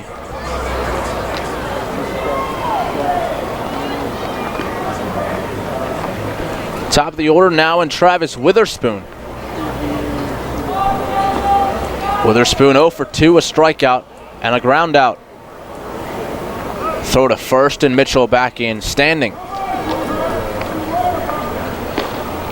McCoy originally was with the Indians in spring training, but was one of their last releases. Signed with the Blue Crabs on May the 12th. And the pitch to Witherspoon, a fastball off the plate away. Last season, he split time between the Colorado and Toronto systems, playing at AAA at each level, or with each team. 39 games in relief between the two.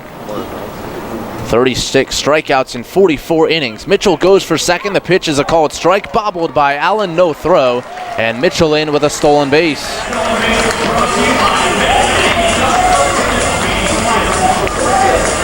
Jared Mitchell, his 6th of the year. And he continues to climb the Revs' all-time stolen base list. He's now in sole possession of 7th place with his 32nd of his career. The 1-1 pitch, hit to the right side, base hit right field. It takes a big hop off the lip of the infield. Mitchell trip rounding third, but he will make it all the way home safely and standing. And Witherspoon comes through with the RBI single going the opposite way. 2 runs in the inning, and it's an 8-4 ball game.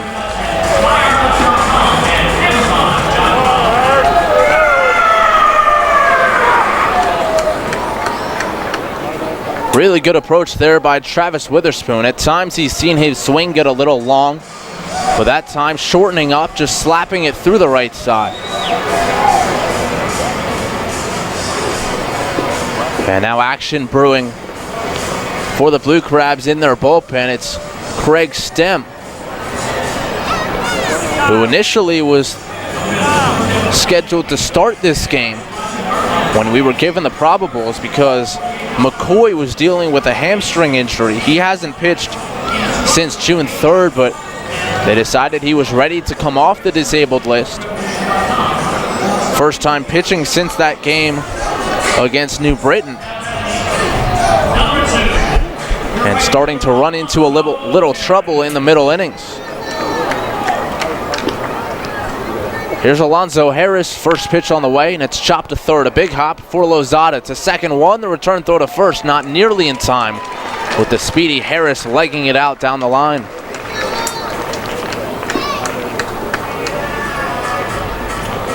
So Witherspoon, the lead runner, retired at second, 2 outs in the inning. And that'll bring up Tejeda.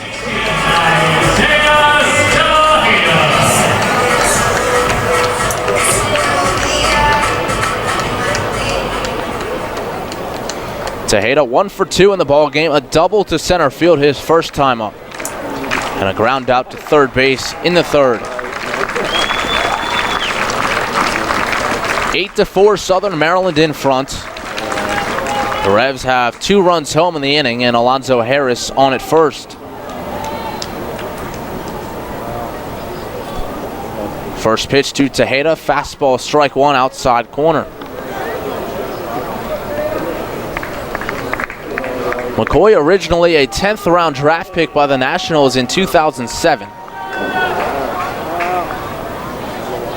And he worked his way up through the National system, 07 through 13. He made it as high as AAA Syracuse.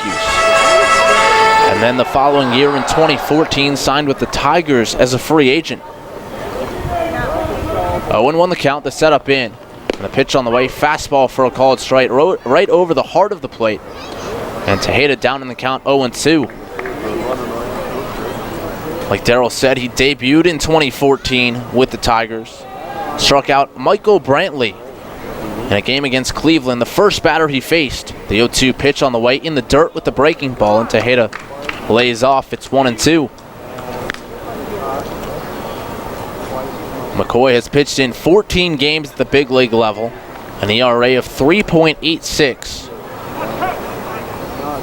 But the control, I think, what kept him out of the big leagues longer. 13 walks to 11 strikeouts. He'll check on Harris at first and Alonzo back in standing.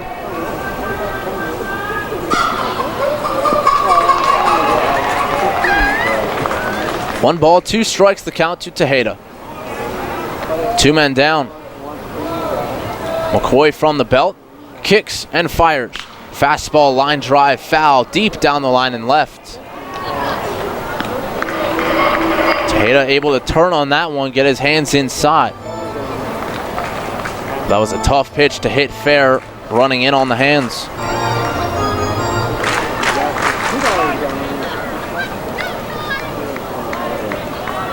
One ball, 2 strikes, and the pitch on the way. That one's hit in the air to straightaway center field. Vaughn in a few steps, waits, and makes the catch to retire the side. But the Revs get 2 on 2 hits in the inning and 1 man left. We head to the 5th at Peoples Bank Park, 8-4, Southern Maryland in front on 1350 WOYK. Hey, it's the good-looking genius at Broadway Transmission. You know what really grinds my gears? Perfectly good cars being thrown away just because the transmission went bad. My mind slips into overdrive when someone says, I'll just get a new car before I'm spending that kind of money on a transmission. What? According to Kelley Blue Book, the average price of a new car is $32 grand. Now you're going to finance that, right? There's another $6 to $8 grand. And if you drive it off the showroom floor, it loses 20% of its value immediately. Don't forget, you also have to pay sales tax, higher insurance rates, title and registration fees, and come up with $600, $700, $800 a month depending on your interest rates for 5 years. And remember, you will still have to pay for the upkeep of the car. Brakes, tires, wipers, fluids, etc. Stop! Trade your transmission, not your car. Thanks, good-looking genius. You're welcome, ma'am. Broadway Transmission. We'll get your ship together and save you all that dough. Visit us on the web at BroadwayTrans.com or stop in and see how it's done. The York Jewish Community Center, where everyone is welcome. Voted Best of York, #1 Health Club, #1 Child Daycare Center, and #3 in the Kids Activities category for 2017. Bring in your Revs ticket in June and receive 1 month free. Check us out online at yorkjcc.org. Hi, this is Dan Patrick. Join me weekday mornings at 9 on Sports Radio 1350 WOYK.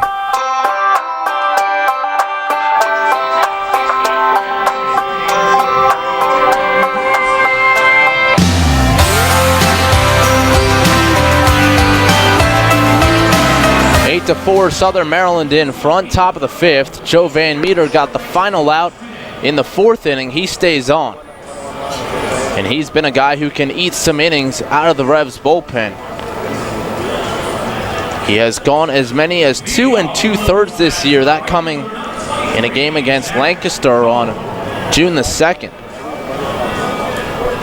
Got the only man he faced in the 4th. It was Devin Rodriguez popping it up to Luis Cruz in foul territory, and now he'll face Zach Cohn, Luis Allen, and Brian Bistain, bottom 3rd of the Blue Crab order. The right fielder Cohn stands in, and the first pitch on the way, swing and a miss, a changeup, 0-1. Most pitchers these days are fastball, slider, fastball, curveball, but Van Meter very effective as fastball, changeup. 0-1 the count, and pitch on the way. Fastball just below the knees. 1 ball and 1 strike. Cohn in his 7th pro season, his 1st in the Atlantic League. The 6 prior, all with Texas, and the pitch on the way, down and away. 2 balls and a strike. Made it up to Double-A Frisco with the Rangers organization. A career .241 hitter. And the 2-1 pitch on the way, fouled straight back. Cohn yesterday, a big day for Southern Maryland. His first 2 at-bats, both 2-run home runs. Drove in 4, scored 3 in the ballgame. And has an RBI tonight on the sac fly. 2 balls and 2 strikes. Van Meter from the belt. The pitch on the way. Fastball in on the hands. It's popped up back of shortstop. Ryan Dent onto the outfield grass. Makes the catch, and there's 1 gone.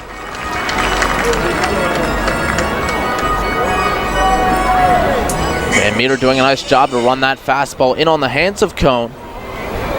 Now with 1 away, that'll bring up Luis Allen. Allen 0 for 2. A fly ball down the right field line, tracked down by Alonzo Harris. And he also grounded into an inning-ending double play in the 3rd. Set up inside in the first pitch to Allen. Fastball, and he turns on it, but hits it in the air and out of play down the third base line. So Van Meter gets ahead 0-1. Allen began his season right here in York. Was traded to Southern Maryland on May the 6th for a player to be named later. And has become pretty much the everyday catcher for the Blue Crabs. 0-1, pitch on the way. Down and in with the fastball, 1 ball and 1 strike.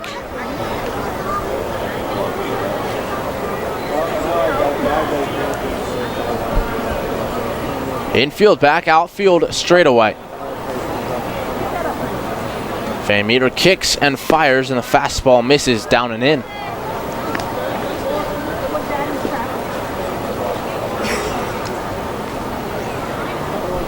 Luis Allen, Ryan Wiggins, the 2 catchers for the Blue Crabs, and the 2 of them played together in years past in the American Association. Pitch on the way, fastball called strike inside corner. Allen thought that one was a little off the inside edge, but it's 2-2.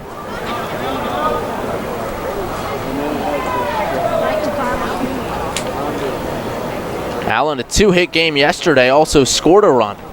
And in fact, it was the winning run. He worked a leadoff walk in the 8th. 2-2, Van Meter fires. And that's a changeup low, ball 3.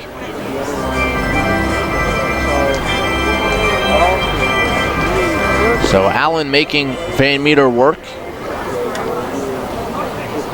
Righty against righty.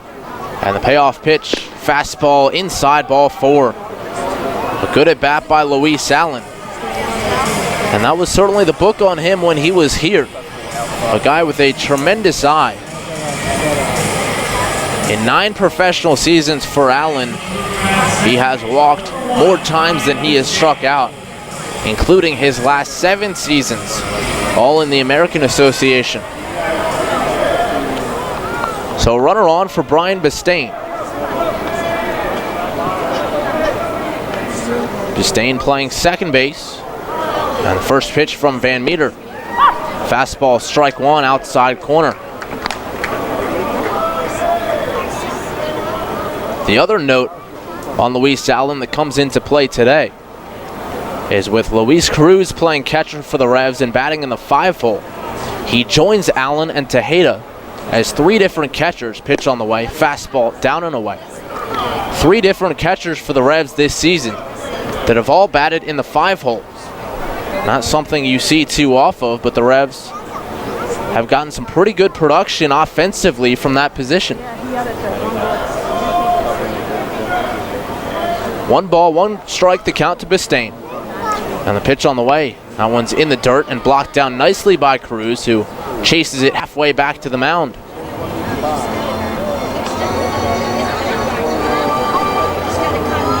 Maybe blocked down too nicely as he tries to shake that one off. Perhaps catching him on that right bicep. He has the mask in his right hand and trying to stretch out that arm. Nate Caldwell will do him the courtesy of dusting off home plate.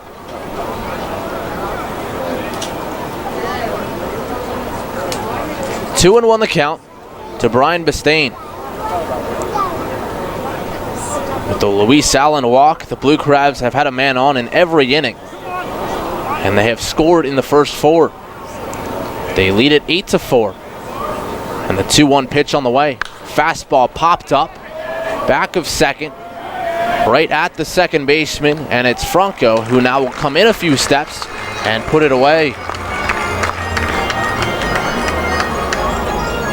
Action now for the Revs in their right field bullpen. Ricardo Gomez beginning to throw. So perhaps they will not have Van Meter try to go several innings, but instead break up the workload here tonight. 2 down, back to the top of the order now, and Jose Lozada.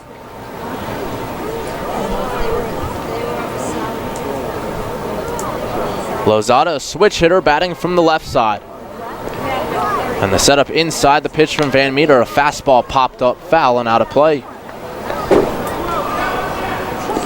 Van Meter pitching against his former team. He was briefly with Southern Maryland last year. Did battle some injuries though and was only able to make 8 appearances in 2016. Worked in 10 innings for Southern Maryland. Pitch on the way. Breaking ball in there for a strike. It's 0-2.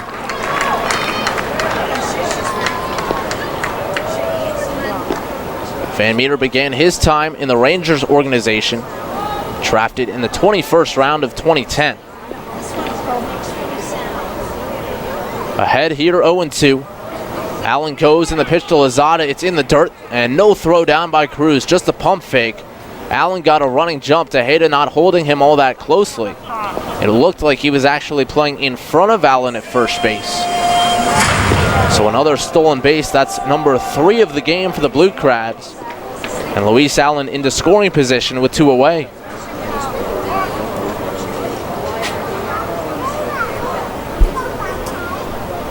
One and 2 the count to Lozada. Van Meter ready and comes home. Swing and a miss, strike 3. He pumps the fastball by him, 91 on the inside corner. And pitches around the 1-out walk. No hits, 1 left.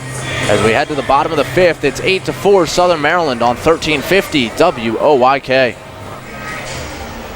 Facing a legal issue can be a frightening time. What's my course of action? How do I know who to call? Fortunately, the York County Bar Association makes it easy. Now, you only need to make one call to find the right lawyer for you. Call the York County Bar Association and let us help you find the right lawyer with our Attorney Connection Lawyer Referral Service. Just call 854-8755 or visit yorkbar.com. Don't hesitate in getting the help you need. Contact the York County Bar Association and let us help you find the right attorney at the right time. Come on! Colin Cowherd. Steph Curry won a unanimous MVP. And I do feel there's an anti-LeBron movement to some degree. And who votes on the MVP? Sports writers. Often 5'8", 5'7", 5'9". They're small like Steph Curry. They relate to Steph. They don't like LeBron. LeBron's big and powerful.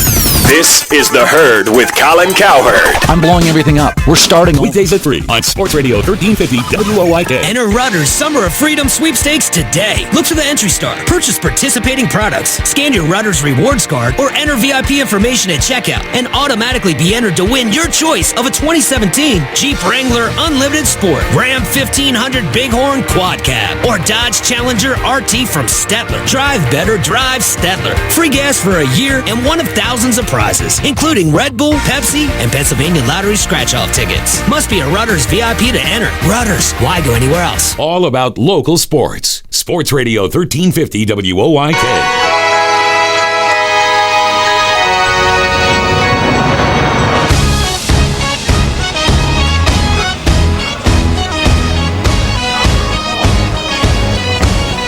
Well, the day is done for Pat McCoy. He goes 4 innings. And in his first outing since June the 3rd, they want to make sure they don't overwork him. So they turn to Craig Stem out of the bullpen. Again, Stem originally slated to start this game when there was some uncertainty whether or not McCoy would be back healthy. So the two of them going to try to team up and work deep into the game. Southern Maryland in front 8-4, 8 runs on 9 hits for the Blue Crabs, 4 runs on 8 hits for the Revs.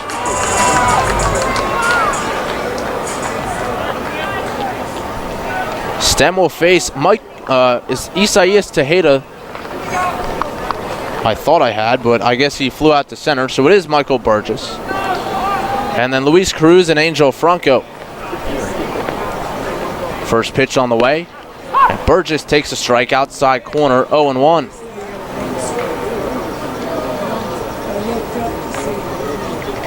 Burgess 1 for 2, a strikeout, and a single up the middle. 0-1 the count. The pitch from Stem, fouled off left side and out of play.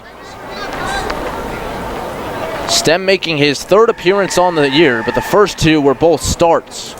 An 0-1 record, a 5.63 earned run average.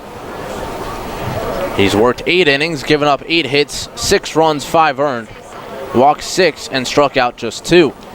The 0-2 pitch up and away with the fastball. 1 ball and 2 strikes to Michael Burgess.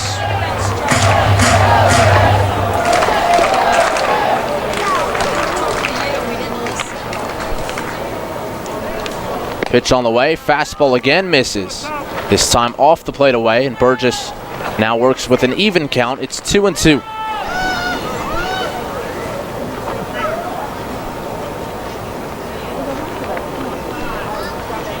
Stem ready at the belt, working from the stretch, and the pitch on the way, up and away. And from 0-2, it's now 3-2.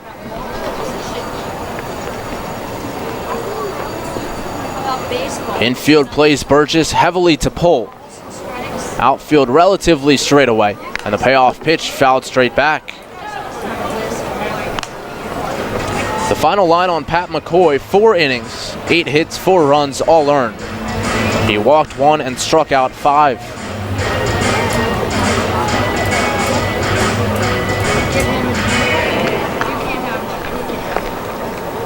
Did give up runs in 3 straight innings, 2 through 4, and perhaps that played a role in taking him out a little early as Burgess fouls off the 3-2 offering again, over towards the left side and out of play.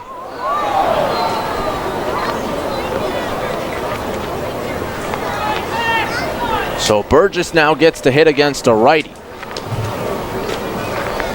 And he's certainly making Stem work in his first batter of the game. From 0-2 to 3-2, a couple foul offs, and now the payoff pitch again. It's inside, ball 4. A great at bat from Michael Burgess, and he works the leadoff walk. The Revs last year had quite a bit of history with Stem. He was New Britain's original closer, and they really gave him a rough time, maybe more so than any other opponent. And he would end up with Southern Maryland, and it's interesting. Now, he was a closer last year. Now the Blue Crabs in need of a guy for earlier in games, and they reacquire him for a very different purpose. So 1 on, he'll now work to Luis Cruz. And the pitch on the way, upstairs, ball 1.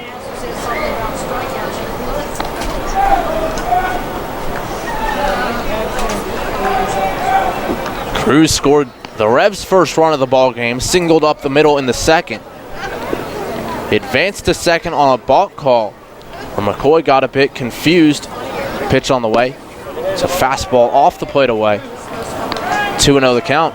McCoy started to go from the windup, and about halfway through said, oh, wait a second, this isn't right, and then did the only thing that would make sense to him to do and stop, and that's what caused the balk. 2-0 the count, pitch on the way, fastball right there, and it's 2-1.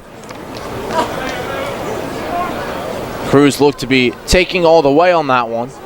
Now he looks down at Polo for signs. Polo back coaching third. Mace returns to the dugout tonight, and the pitch on the way in tight. Cruz jumps back and out of the way.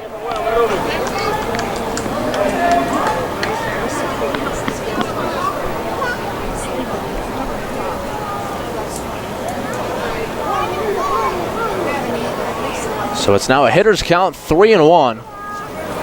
And Cruz has been hot of late. The delivery from Stem, fastball, and it's fouled off to the right and out of play.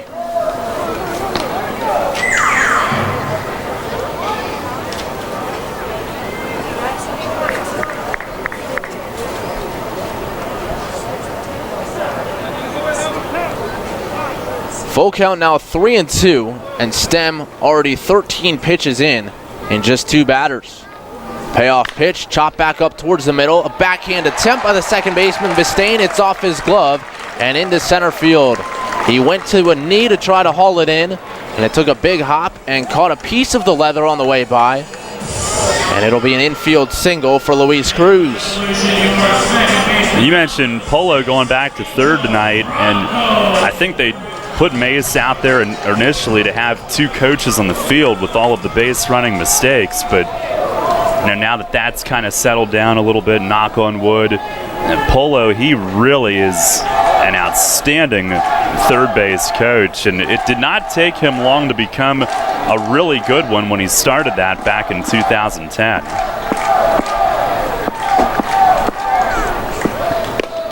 Batter now, Angel Franco looks at a strike. Franco 1 for 2, a single to right field, and a strikeout. Franco, the switch hitter, now will bat from the left side for the first time today. And if you were not with us for the pregame show, we talked about that. He started switch hitting at the age of 5. The 0-1 fastball, and he chops it high, and it's picked up by the first baseman, Wilson. The flip is wide, and it'll bring home a run. Past the glove of the pitcher's stem, Burgess into touch, up to second goes Franco.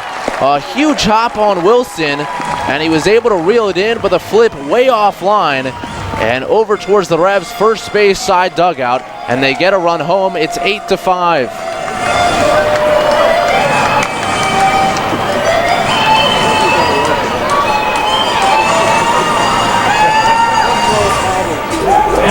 So the Revs now with at least one run in 4 straight innings.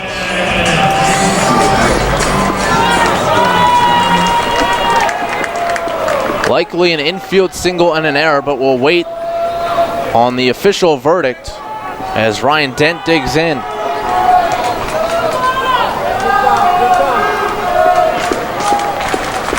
Second and third, nobody out.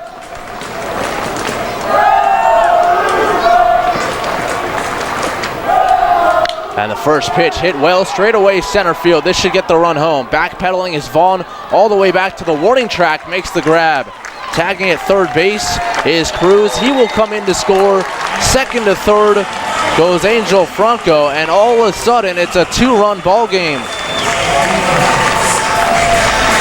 Yeah, the Revs given a break here. They really would behoove them to take advantage of it. So far, so good, and not only a sac fly for Dent, but moving Franco as well. 2 sac flies tonight, and he has looked for a pitch that he could elevate and drive. He's gotten it. Really good approach and driving it deep both times. So 1 down and a productive out could get the deficit to 1. Here's Carlos Trienfeld. First pitch on the way. Fastball down and away. Ball 1. It was ruled an error only on Angel Franco reaching. Cruz then scored on the sac fly by Dent. 2 runs in. The 1-0 pitch to Trienfeld. Fastball below the knees. Ball 2.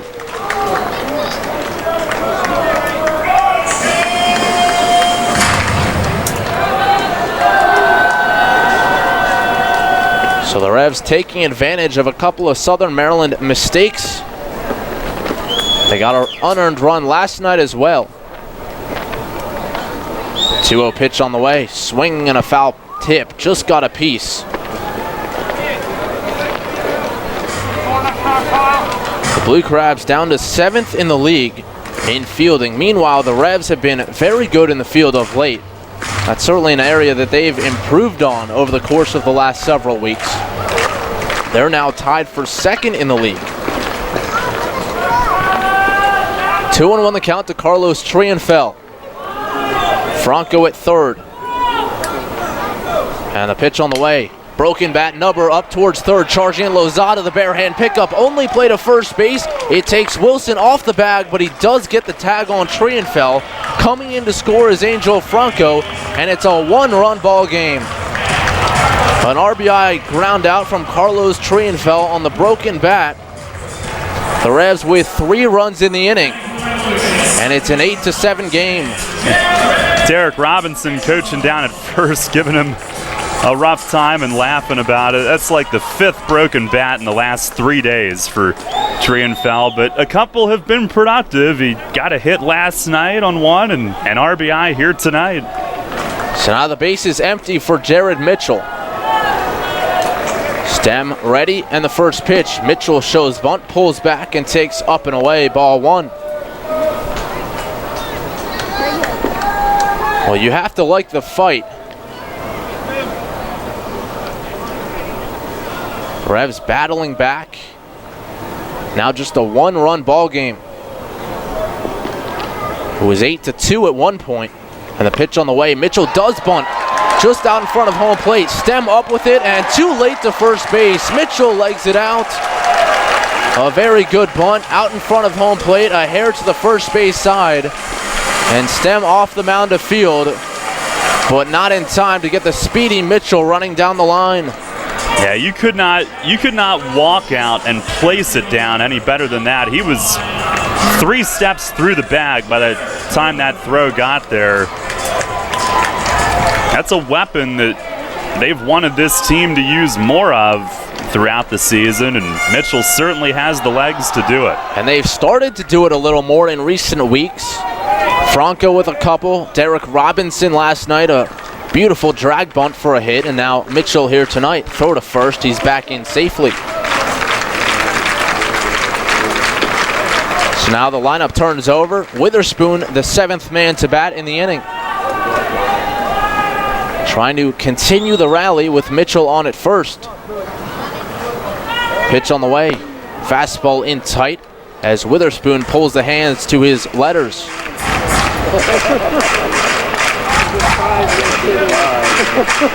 Witherspoon 1 for 3, a strikeout, a ground out, and a single through the right side.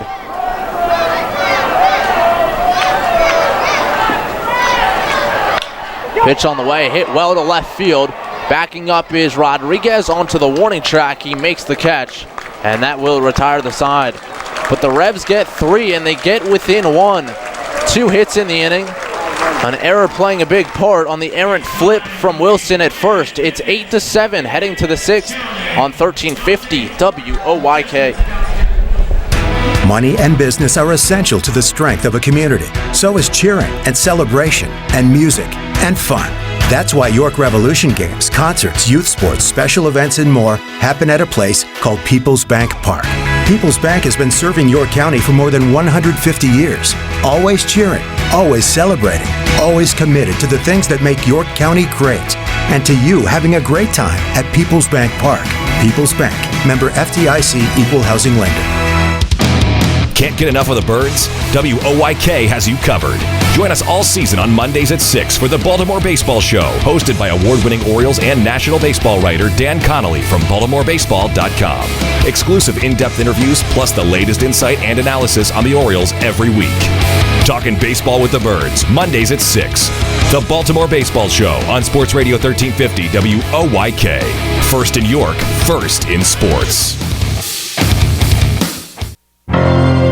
Celebrate the history of our national pastime at the National Baseball Hall of Fame and Museum in Cooperstown. See priceless treasures that will bring your baseball memories to life. Cooperstown is where you, your family, and your friends can relive baseball's greatest moments and honor the all-time greats of the game. Plan your family visit today at baseballhall.org. On air, online, and on your smartphone. Sports Radio 1350 WOYK.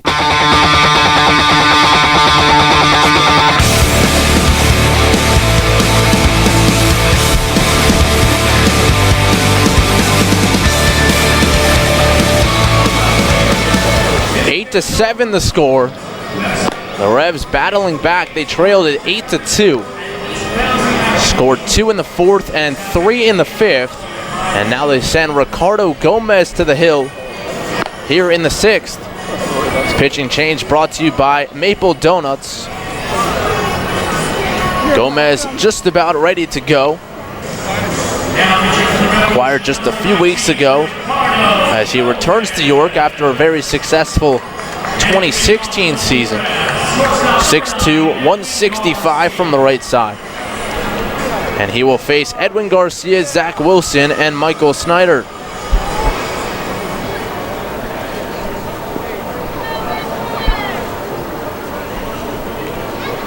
Gomez will work exclusively from the stretch in the first pitch. Fastball, strike 1 at the knees to Edwin Garcia.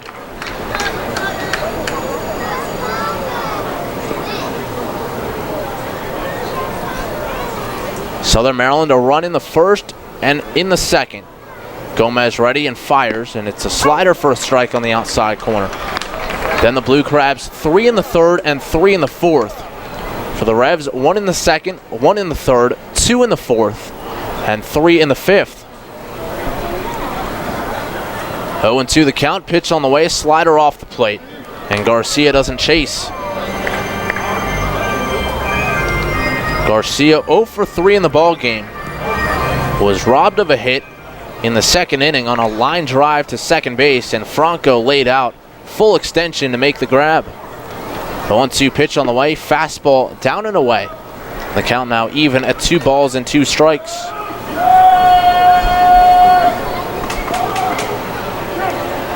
Garcia in his 9th pro season. His previous 8 all with the Rangers organization. And the 2-2 pitch on the way. Swing and a miss, strike 3. Fastball, and he chased it off the outside corner. And Gomez K's the first batter he faces here in the 6th. Well, here tonight, all these near comebacks. You wonder, will tonight be the night that they do it? And the thing with Southern Maryland, they were up 8-2. You know, you're in the last 2 weeks of the first half race. You're thinking this should be a win. This should maybe add to the division lead. Revs really don't have anything to lose. And here all of a sudden a 1-run game and a pressure-packed situation for them. Here's Wilson. First pitch fastball in on the hands, ball 1. Wilson, an error in the field last half inning. And that led to part of the scoring for the Revs. They played at 3 and 2 were unearned. The 1-0 delivery on the way. Swing and a miss, a slider. And Wilson out in front. Gomez last worked at Somerset.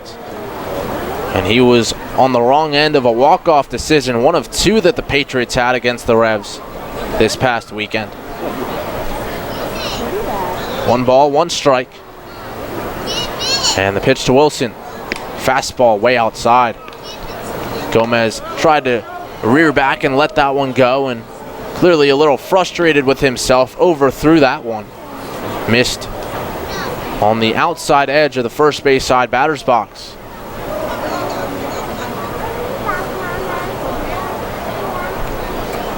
Two and 1, the pitch on the way. Swing and a foul tip, squeezed. 2 balls and 2 strikes. Gomez making his 7th appearance. An 0-1 record. 7.9 for his ERA, but a small sample size. 2-2. 1 away. And the pitch to Wilson. Fastball, called strike 3. At the knees on the outside corner, back-to-back strikeouts for Ricardo Gomez to start the 6th. 1 swinging, 1 looking, and 2 down. One thing he's done early in his season is when he has had a rough outing, he's come back looking sharp. And only 2 of those appearances has he given up a run. One was the 4 runs against Lancaster. And then Saturday at Somerset, it all started with a bloop hit, and maybe didn't pitch all that badly, just didn't get the result he wanted. Here's Michael Snyder, and he has done most of the damage tonight for the Blue Crabs. First pitch on the way, fastball up and away, ball 1. Snyder 6 RBIs through 3 at-bats, 2 home runs, and an RBI single. Gomez now has struck out 8 batters in his first 6 1/3 innings this year. The 1-0 pitch on the way. Fastball at the knees, just missed low. 2-0 the count. Good spot there for the fastball, and Cruz held it an extra beat, but just below the knees, according to Nate Caldwell behind the plate. 8-7, Southern Maryland leads it. 2-0, 2 away. Pitch on the way. Fastball for a strike on the outside corner. 91 on the radar gun.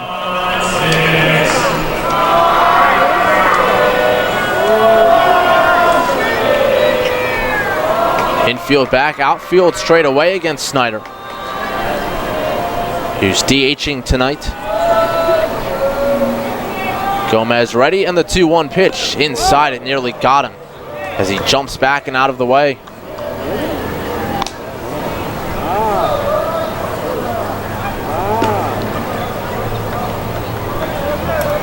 3-1 hitters count now, but for the first time tonight, the Revs face Michael Snyder with the bases empty.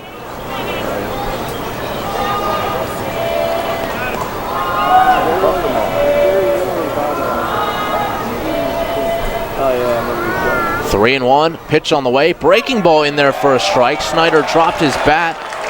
Will have to retrieve his lumber. It's a full count, 3-2.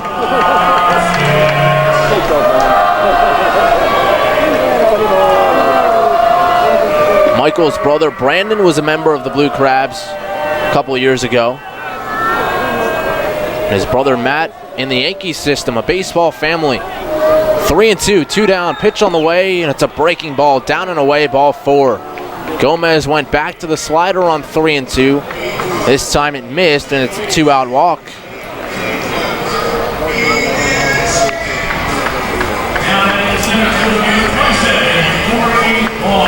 That'll bring up Corey Vaughn. Vaughn a strikeout, a single or unscored in the third, and then a walk his last time up. Snyder hands on knees off of first, being held by Tejeda. And the first pitch on the way to Vaughn. Fastball, swing and a miss. 93 on the inside corner, and Vaughn could not get his hands around in time.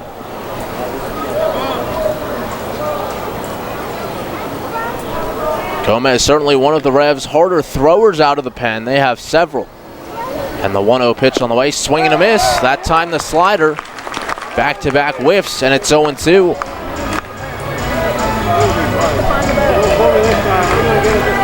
Ricardo Gomez a pitch away from striking out the side. He leans in for his sign from Cruz. 0-2 the count, pitch on the way, breaking ball just below the knees. Tried to front door him, started it on the front hip, but it just missed a little low.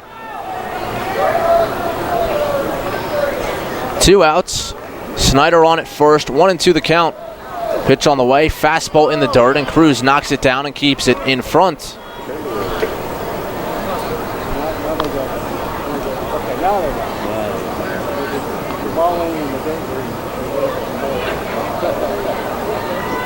Vaughn, 14 doubles on the year. He, Snyder, and Cone all in the top 5, and the 3 of them have totaled 46. 2-2, pitch on the way, fastball down and away, ball 3.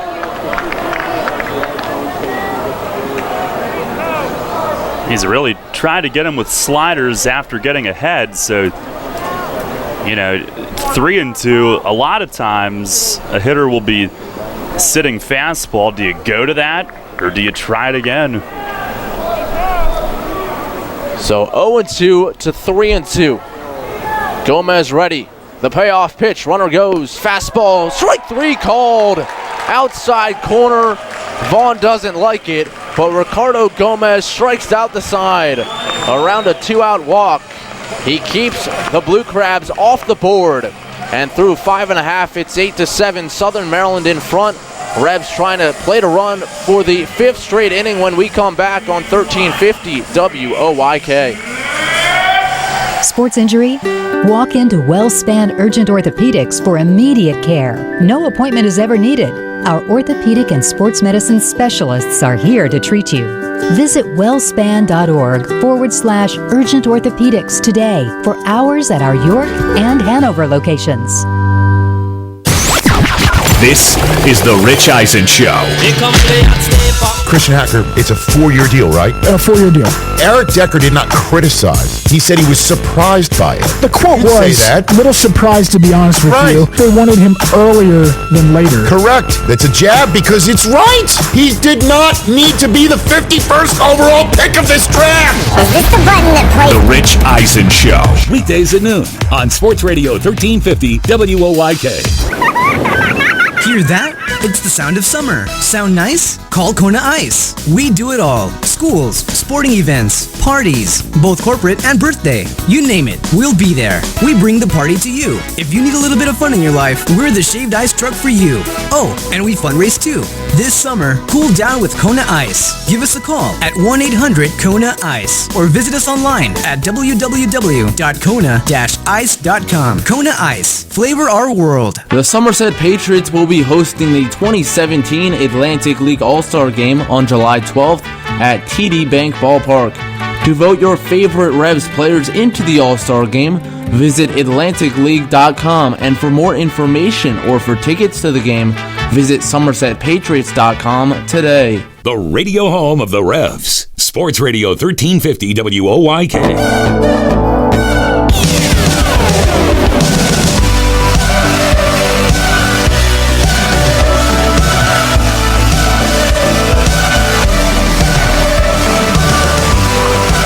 Well, the Revs last inning got to Craig Stem for 3 runs. So he exits. It's a Maple Donuts pitching change here. Home half of the 6th. 8-7. The Blue Crabs still in front, but the Revs threatening. The last several innings, they've come back from down 8-2 to cut it to 1 as Cody Hebner will take over on the mound for Southern Maryland. Hebner now making his 23rd appearance of the year. A 1-1 record, a 4.22 ERA. He will face 2, 3, and 4 in the order for the Revs. Alonzo Harris leading it off. And the first pitch, a fastball in the dirt. Ball 1. Harris, Tejeda, Burgess set to hit here. Home half of the 6th. Hebner ready, and the pitch. Fastball just outside. And it's 2-0 the count. Harris, a home run in the 3rd inning over the arch nemesis in left, his 2nd of the year. And the 2-0 pitch on the way. Fastball he was taking all the way. It's a strike on the outside corner.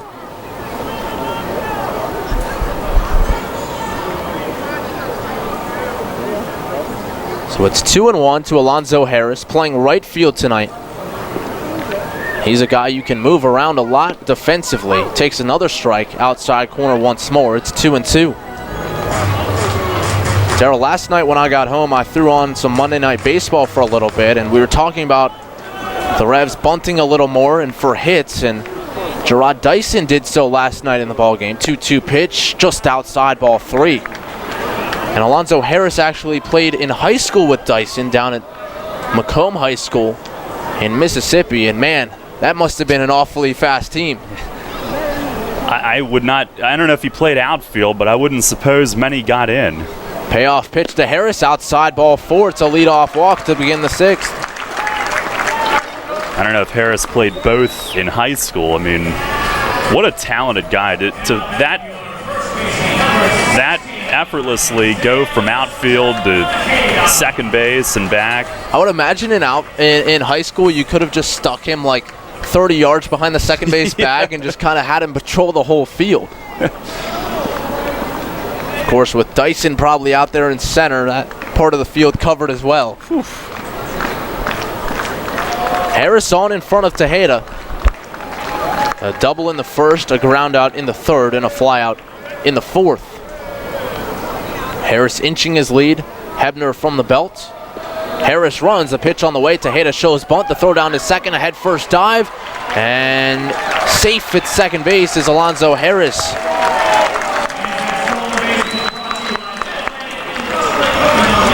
Shortstop Garcia came over and tried to deke Harris, momentarily pretending to look for the ball behind him, but Harris kept his hand on the base, and safe was the call from Buzz Albert. So runner in scoring position now. Sorry, Darryl. No, just 3 steals for him the last 2 nights. The running game starting to get going. 0-1 the count. Pitch to Tejeda. Chopper, that'll get Harris to 3rd. Backing up the second baseman, Bistain guns it to 1st just in time to get Tejeda hustling down the line. But now a productive out will tie the ball game. A big stolen base.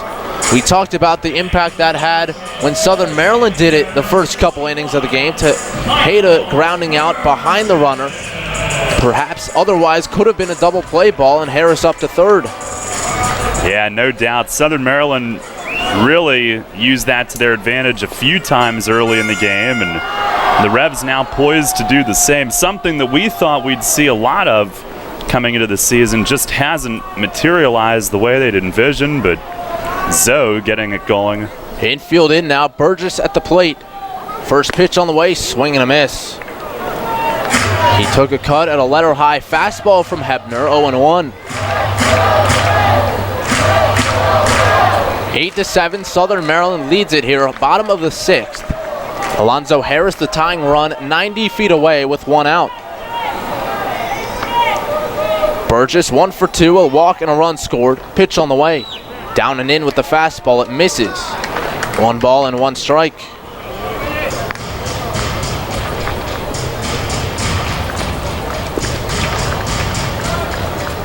The infield in, but the shift still on against Burgess with Garcia, the shortstop, playing almost behind the pitcher's mound.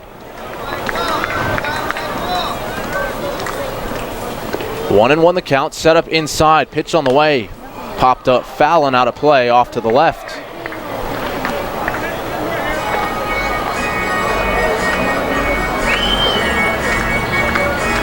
Hebner, an inning and 2/3 against York this season. No hits, no runs against him. 1 walk and 1 strikeout. Burgess looks to change that here. 1-2 the count. Once again, the setup inside and the pitch on the way. Burgess pops it foul, once again out of play, off to the left.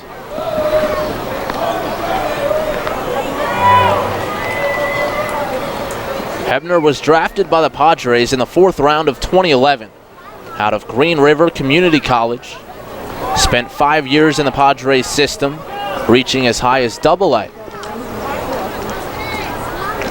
Holds the baseball behind his back, glove tucked to his chest.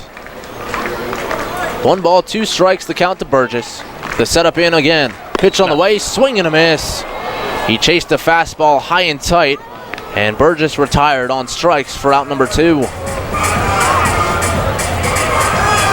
And the big key for Hebner there was getting ahead and giving him all those options. Able to change Burgess's eye level. Your eyes probably light up when you see it up. You want to, we already have 2 sack flies tonight. That would have gotten the job done. And a little too far out of the zone, though. So now it'll take a 2-out base hit from Luis Cruz as the infield backs up. Alonzo Harris dancing down the line, and the first pitch, a fastball fouled straight back.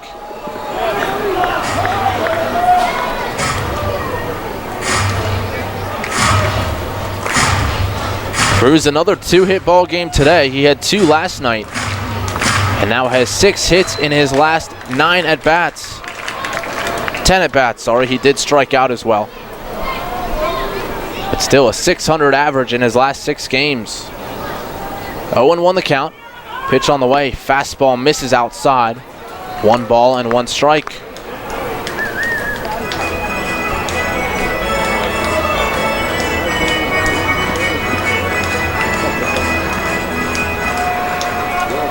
Cruz waves the bat over home plate. Hebner gets his sign, drops the hands.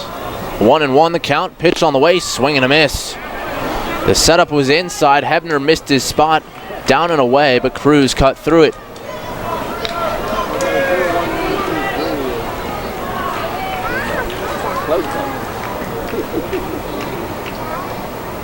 Big pitch upcoming for Hebner. Ahead in the count, 1-2. The Revs got the tying run to third with 1 down. Pitch on the way. This time Cruz able to lay off a slider down and away. Count even at 2-2.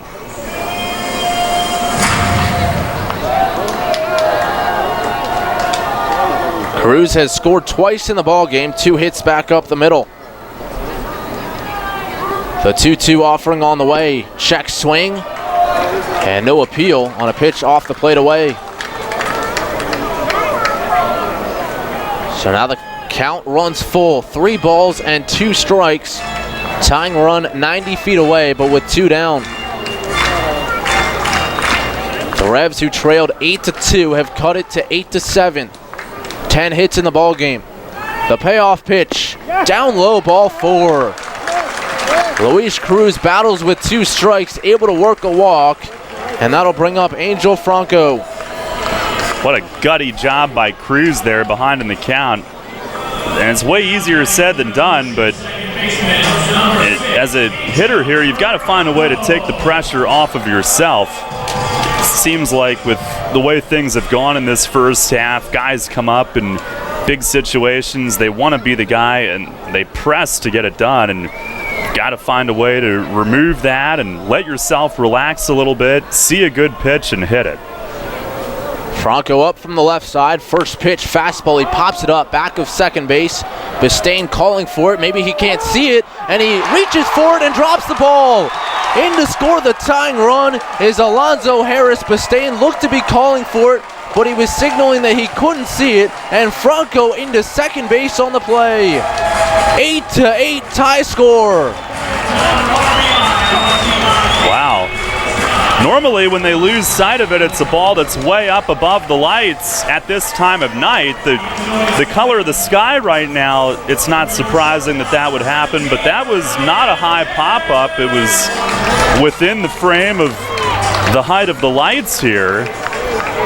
You don't normally see it, lose sight of it on a lower pop-up like that.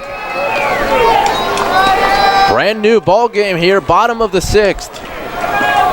Ryan Dent up, Revs looking for more. 2 in scoring position, and the first pitch, fastball outside corner, strike 1. Well, it's been Franco in back-to-back at-bats. He's reached on errors, last time by the first baseman Wilson, this time by the second baseman Bistain.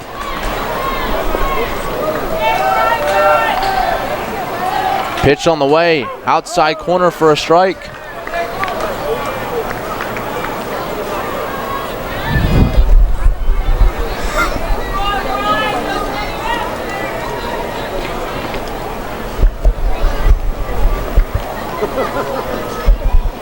And the delivery to Dent, he checks his swing, it's off the plate away. 2 balls, 1 strike, I beg your pardon. It was a hit ruled on the drop pop-up. Crushed it. So Franco, I guess a double. Pitch to Dent, swing and a miss. Hebner battles back to set Dent down on strikes, but the Revs tie the score at 8. A gutsy performance here. They were down 8-2. It's now an 8-8 ball game. Heading to the 7th, Daryl Henry will take you home when we come back on 1350 WOYK. Money and business are essential to the strength of a community. So is cheering and celebration and music and fun. That's why York Revolution games, concerts, youth sports, special events, and more happen at a place called People's Bank Park. People's Bank has been serving York County for more than 150 years. Always cheering, always celebrating, always committed to the things that make York County great. And to you having a great time at People's Bank Park. People's Bank, member FDIC, equal housing lender. This is the Dan Patrick Show. I'd just like to say that y'all rock, man. Is Tom Brady now suspended? Yes. The Associated Press says appeals court rules Patriots quarterback Tom Brady must serve 4-game deflategate suspension. Fritzy, call for Tom Brady. I'm on it. And if not, Giselle. And then Robert Kraft. He's got 4 months here. What can he do in 4 months here with an appeal? This is basically where we were last year this time. Yeah. Dan Patrick. Mornings at 9 on Sports Radio 1350 WOYK. Enter Rutter's Summer of Freedom sweepstakes today. Look for the entry star. Purchase participating products. Scan your Rutter's rewards card or enter VIP information at checkout and automatically be entered to win your choice of a 2017 Jeep Wrangler Unlimited Sport, Ram 1500 Bighorn Quad Cab, or Dodge Challenger RT from Stettler. Drive better, drive Stettler. Free gas for a year and one of thousands of prizes, including Red Bull, Pepsi, and Pennsylvania Lottery scratch-off tickets. Must be a Rutter's VIP to enter. Rutter's, why go anywhere else? All about local sports. Sports Radio 1350 WOYK.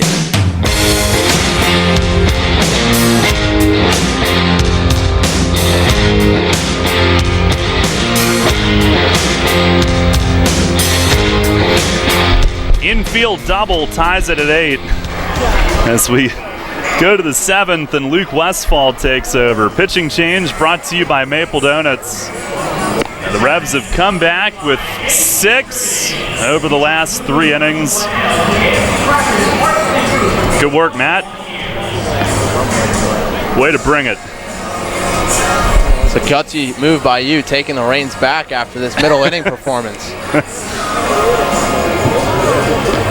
Now Westfall, who will look to bounce back from last night. A rare hiccup from him. He got into trouble with a walk, a hit batter, and a walk. And allowed a run without a hit. A sac fly, which gave Southern Maryland the lead and the eventual win. Devin Rodriguez up first, a lefty for him to start off with. And Westfall's first pitch of the night is a little bit low. Rodriguez 1 for 3, a bloop hit. Cone and Allen will follow. Westfall now 1-4, but a 2.16 ERA in 24 outings. The 1-0 pitch and a slider just inside. That started at Rodriguez, had him locked up. Nearly came back, but Westfall doesn't get it. 2 balls and no strikes. Revs now out hitting the Crabs 11-9. There's the 2-0. And he tried to stop, appealed to third, and he went and helped Westfall on a fastball low. And Rodriguez, who's been scorching hot on a check swing, chases what would have been ball 3. John Harris arguing from the third base dugout. Or actually, Harris coaches at thirds. That's somebody else. And Nate Caldwell rips the face mask off and says, "That's enough." He's not going to put up with it. Westfall, the 2-1. And a chopper foul down the first base side. So Luke back to even it up against him. 8 runs, 9 hits, 1 error for Southern Maryland. 8 runs, 11 hits, no errors for York.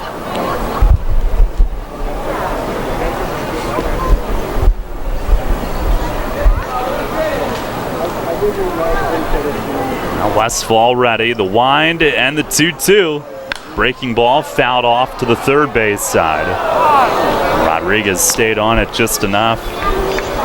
Only a third-year pro, Frontier League and American Association previously. And in 33 games here, he's taken the league by storm. A huge reason that Southern Maryland has a 2-game lead. Westfall, the pitch, and a bouncer right side and through the hole. He does it again, although Harris was shallow and came up ready to throw, but juggled it. And Rodriguez, who can't sleep on Zoe and right. He's always looking for a little edge and something to do to help the team. He was on it quickly and thought about it.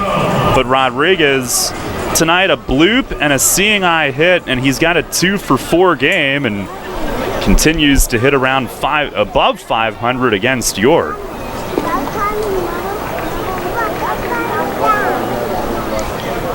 He would like to bottle up these first 34 games he's played.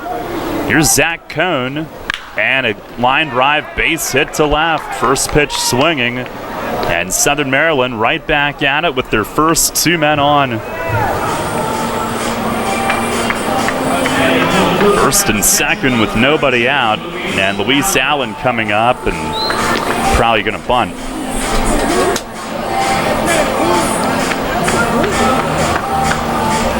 Revs will get some additional bullpen activity here. Westfall was out there for a while in his inning last night. This is back-to-back nights for him.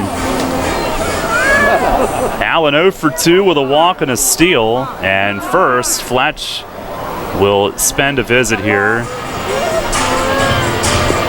And it is just past 9 o'clock, so we'll spend an ID here on Revolution Radio.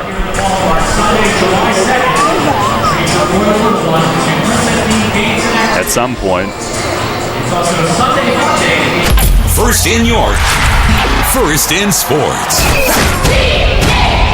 Your only local sports station. The new Sports Radio 1350, WOYK, York, Pennsylvania. Rebs have Houghton Buchanan up in the bullpen. Fletch paying Westfall a visit. Last night, uncharacteristically, he got into trouble with command. I wonder if the tendency is to atone for that, and if he left a couple too much over the plate with 2 singles to start this inning.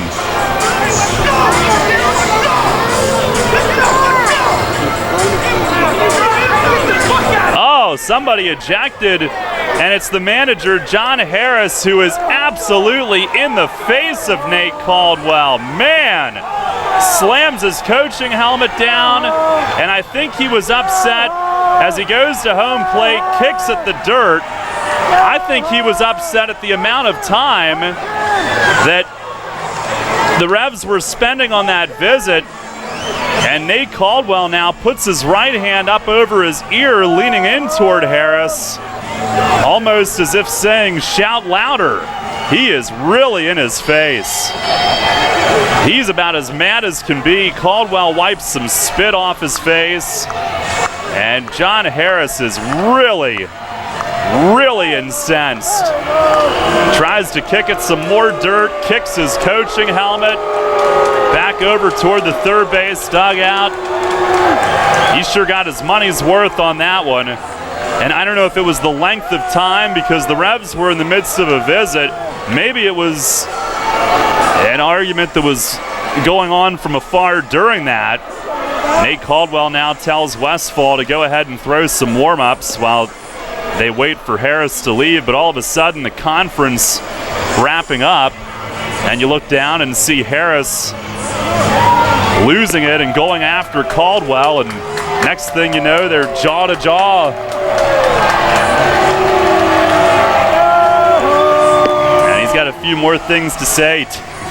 Takes his satchel and his cup with him from the dugout as he walks out through left field. He does have a reliever up in the bullpen, so he'll take a little more circuitous route and not in a terrible hurry. Hit the wall! Well, I understand where he's coming from a little bit in terms of Fletch clearly buying time for the reliever, but that outburst certainly uncalled for from Harris, and I think the frustration has a lot more to do with his team blowing a 6-run lead than it does Fletch buying some time. I would think so. That was a heck of an outburst, though. That was an eruption. So James Frisbee will manage. Corners are in. Allen squares to bunt and gets it. Oh, no. Got it down toward third. And oh, no. Westfall threw in the dirt at first, and Franco saves it. But he backed away thinking that Trienfeld was going to play it. Trienfeld from third backed away thinking Westfall was going to play it. And Luis Allen bunts for a hit. The bases are loaded with nobody out. So the ultimate predicament now that they'll try to come out of somehow. Tied at 8. And that's something that has to be communicated before the play. Whether or not the third baseman is going to charge or cover third, in this case, more likely to cover with a play at his base. Yeah, here comes Mace, who will call on Houghton Buchanan. So pitching change brought to you by Maple Donuts. And for the second straight night, Westfall ends up with them loaded and no outs. Tonight it's on 3 hits. Last night it was without a hit. But the killer there, the miscommunication on the bunt. And Luis Allen ends up with the bunt hit to load the bases. Revs have scored 6 unanswered, but now facing bases loaded, no outs, with Southern Maryland looking to go back in front. Buchanan is on in a huge mess when we come back. Pitching change brought to you by Maple Donuts. Mid-Atlantic Industrial Equipment offers quality material handling equipment and services. Along with a full line of Unicarriers and Komatsu forklifts, you'll find Genie aerial lifts, IPC Eagle floor scrubbers, and Penalift loading dock equipment. Mid-Atlantic can provide rentals, pre-owned equipment, service, and replacement parts for most makes. When you need the best for your business, call Mid-Atlantic Industrial Equipment at 888-383-LIFT. That's 888-383-5438 or online at midatlanticindustrial.com. Can't get enough of the Birds? WOYK has you covered. Join us all season on Mondays at 6 for the Baltimore Baseball Show, hosted by award-winning Orioles and National Baseball writer Dan Connolly from BaltimoreBaseball.com. Exclusive in-depth interviews plus the latest insight and analysis on the Orioles every week. Talking baseball with the Birds, Mondays at 6. The Baltimore Baseball Show on Sports Radio 1350 WOYK. First in York, first in sports. Come on! Colin Cowherd. Baylor football is what I've been saying for years, what scares me about America. It's not the big cities. Big cities have a lot of eyeballs, a lot of cameras. Small towns. I grew up in one. They hide stuff. Rumors, hidden, no eyeballs, nobody saw it. Football is too big a deal in some towns in America. This is The Herd with Colin Cowherd. Weekdays at 3 on Sports Radio 1350 WOYK. Your teams all the time. York's only place for local sports. Sports Radio 1350 WOYK.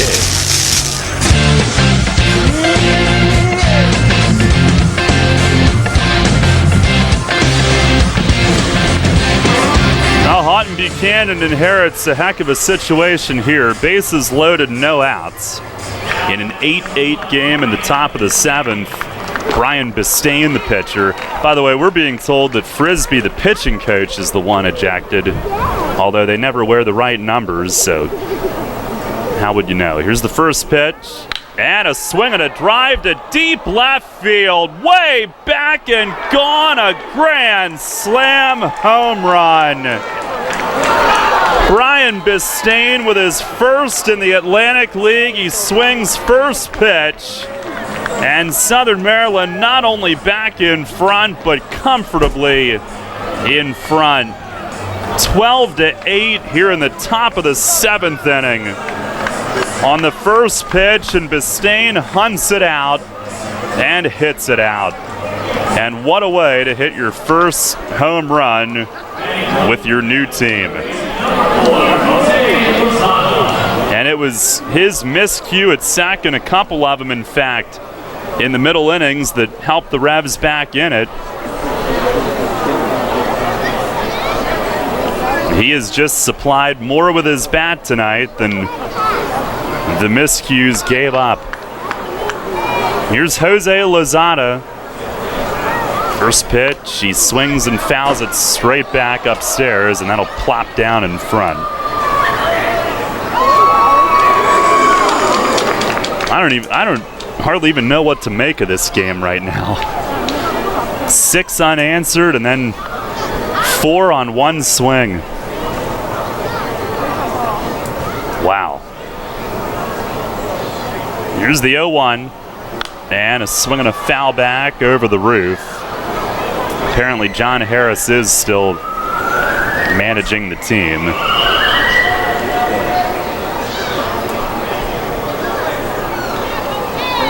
Oh, it's got to be just so demoralizing for a team that just keeps battling back and battling back. They show the fight game after game, but keep coming up on the wrong end. Pitch is a slider, and it's just inside, 1-2. Yeah. Wondered if tonight would be like 6th time is the charm. The way this week's gone, the pitch, and a swing and a fly ball to center field. Witherspoon right in his tracks. And 2 little tiptoe steps to his left. He'll make the catch. 1 down here in the top of the 7th. The Revs have lost 6 in a row, 7 of the last 8. Of those 7, 5 have been by 1 run, and all of them have been near comebacks, and in some of them they even have tied the game. Tonight again, Here is Edwin Garcia as Buchanan misses high.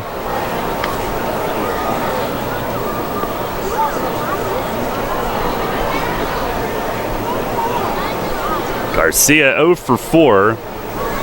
1-0. And a pop-up toward the York dugout. Cruz from the catching position is over by the stands, and he's got it. Over by the on-deck circle. And he threw it into left field, trying to throw it down to Trienfeld at third. 2 outs. Well, he caught the one that counted. And they'll retrieve that. 2 down. Here's Zach Wilson, who's 1 for 2, a single, a walk, a hit by pitch, and 2 runs.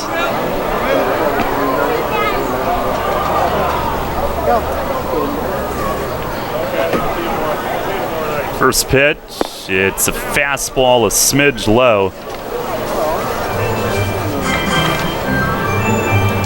12 runs, the most allowed in a game by the Revs this season. Previous high was 11. Also at home against Southern Maryland. 1-0, and that's up and in. It was an 11-1 loss, a day game.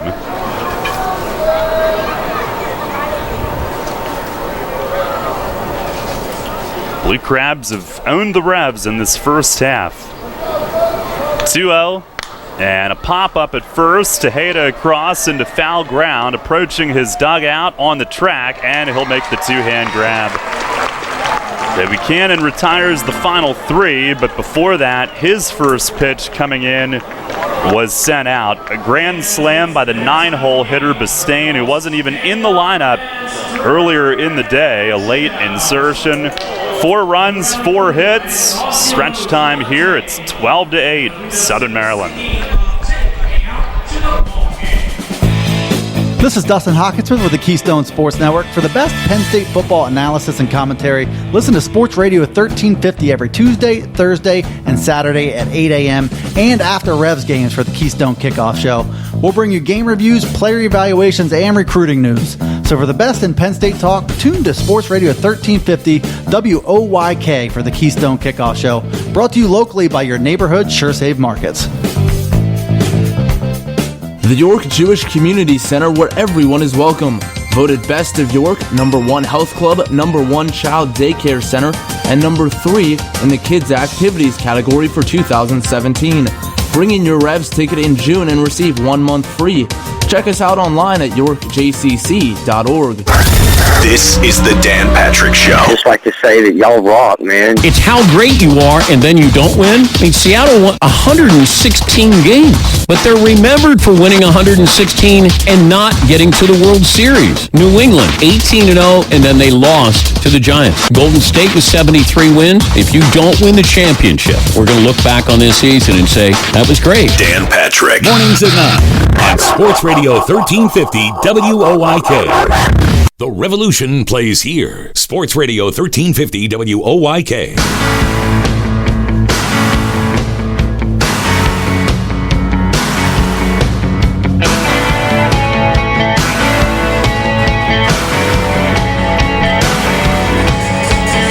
Game is turned back in Southern Maryland's favor.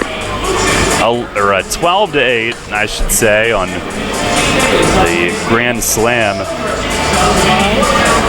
by Brian Bistain.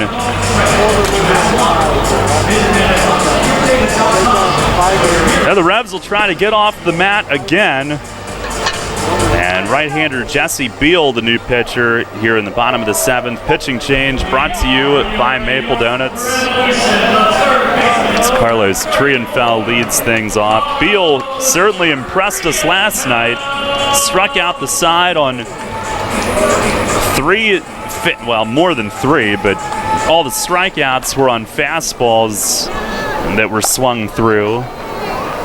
And there wasn't much of a secret with him. He was just rearing back, throwing low to mid-90s, and a lot of it was up. But with that late life, they could not connect.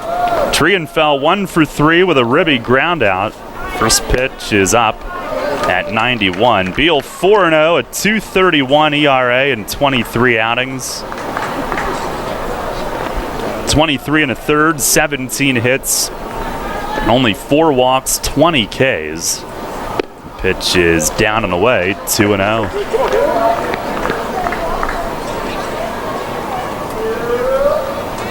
Bistain's first home run in his 12th game with Southern Maryland. There's the 2-0 pitch, and that's over for a strike. He went 2 for 3 with a double in his debut, which was against York. Last night, on base twice, single and a sac fly. Tonight, hit by pitch, steal, grand slam. He's 3 games against York, been a big thorn in their side. There's a fastball, strike called, 2-2.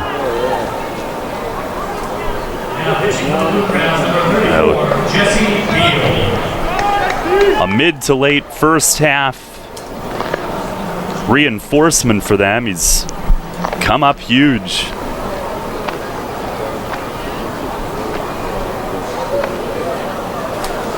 Now Beal ready. Here's the 2-2. Ooh, just missed away. Beal started to walk off. Bistain, who in 8 seasons had hit 25 home runs in his career. He had 8 in the American Association last year. He had 1 earlier this season in the Can-Am League. 8 last year was a career high. 3-2.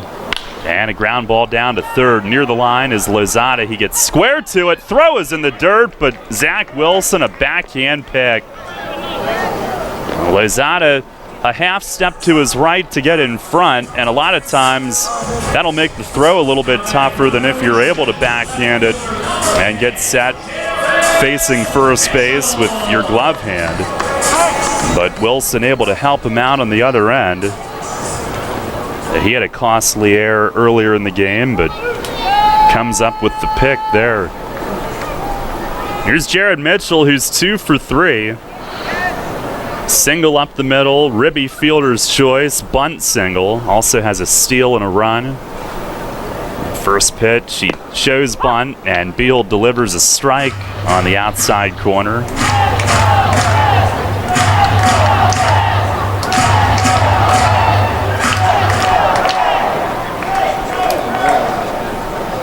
Beal from D.C. went to South County High School in Lorton, Virginia. Here's the 0-1, and a swing and a miss. Fastball at 92. 26-year-old, he was a 14th round pick of the Orioles in 08 out of high school. 6'6".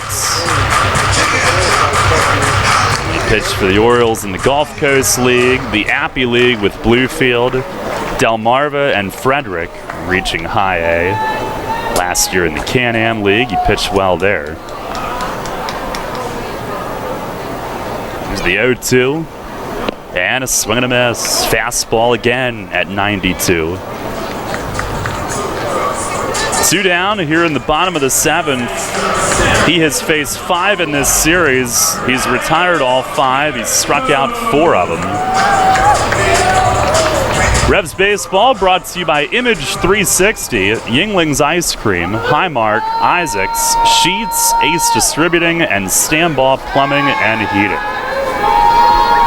Here's Travis Witherspoon. He's 1 for 4, an RBI hit in the 4th. First pitch is a fastball. It's a called strike at 93. 12-8, Southern Maryland here in the bottom of the 7th.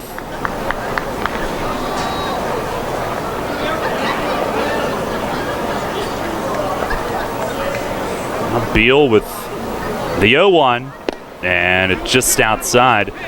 This is now the highest combined scoring game that the Revs have been involved in this year, 20 runs. The previous was the 10-9 win against Lancaster about a week and a half ago, Sunday afternoon. It's the 1-1, and a check swing, fastball away. They appeal, he did not go. Understand that Mama Spoonie and I believe his sister are here tonight, from what we've been told, making the trip up. He's driven in a run tonight in front of them, the 2-1, and he beats a foul against his foot, falls onto his belly at home plate, but back up quickly. And it's 2-2. Right off the instep, but he's all right. He'll walk it off.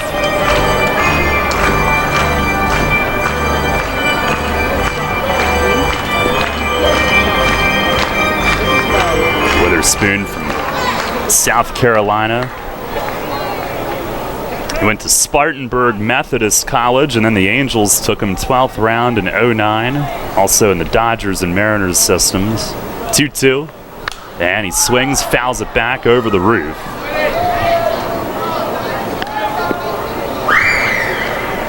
Now, 9th pro season. He grew up a Braves fan. He modeled his game after Andrew Jones. Another player he really loved was Torrey Hunter. He met him in spring training with the Angels. Another 2-2. And a high fly ball, right field. Right in his tracks is Zach Cohn, inches to his right. Now backs up one step and makes the grab to end the inning. So not 3 strikeouts tonight, but Beal 1-2-3 again, handling the 7th. Now we go to the 8th. Southern Maryland in front, 12-8. Kids today, with Facebook, texting, TV, and video games, seems like fresh air and sunshine are things of the past. Remember playing catch, climbing trees, wholesome backyard fun? Heritage Lawn and Landscape Care remembers, give them lush grass, healthy trees, the good old outdoors. American is baseball and apple pie. Kids have every reason to stay inside. Don't let your lawn be one of them. Heritage Lawn and Landscape Care, world-class care right in your backyard. 717-292-9994. Having the gang over to watch the game? Keep them happy with great Best Jet products from your neighborhood Sure Save markets. Football fans, hockey fans, basketball fans, everyone's a fan of game day party planners with $18.93 deli items. Best Jet hot dogs go great with Best Jet kettle cooked chips. Or serve up a couple Best Jet rising crust pizzas with 12 packs of Best Jet soda. Throw the best game day party ever with Best Jet products. Shop Sobel's Markets in Shrewsbury, Stewartstown, Whiteford, and East York, Wetzel's in Glenrock, and Nell's Market Fresh Foods in Spry. Money and business are essential to the strength of a community. So is cheering and celebration and music and fun. That's why York Revolution games, concerts, youth sports, special events, and more happen at a place called People's Bank Park. People's Bank has been serving York County for more than 150 years. Always cheering, always celebrating, always committed to the things that make York County great. And to you having a great time at People's Bank Park. People's Bank, member FDIC, equal housing lender. Your home for Revolution Baseball. Sports Radio 1350 WOYK.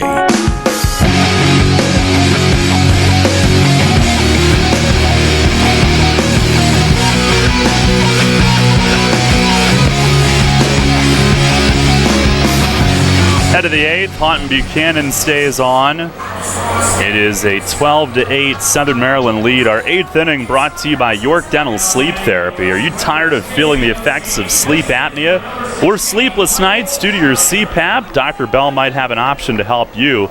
Make your appointment today and let Dr. Bell help determine which treatment is best for your needs. Call 316-1299 or visit yorksleep.com. Michael Snyder, the DH, leads it off. Cleanup man. First pitch. He swings and skies it. Shallow right center. And they're going to have him out for the first time tonight. Witherspoon in under it. He makes the grab one-handed. A rainmaker right next to Harris as he puts it away. Snyder now 3 for 4 with 2 homers and 6 RBIs on his night. One down, here's Corey Vaughn, who's 1 for 3, a single, a walk, and a run.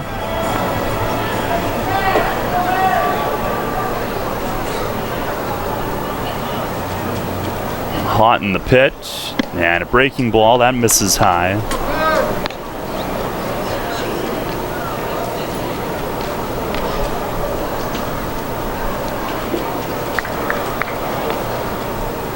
Here's the 1-0, way high. No Vaughn with the count in his favor. Tomorrow night and Thursday, both at 6:30. The Blue Crabs still here, and then Lancaster this weekend.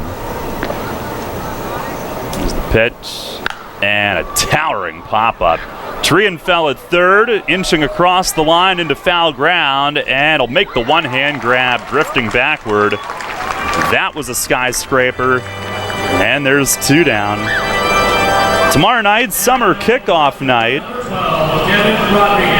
Summer-themed on-field games.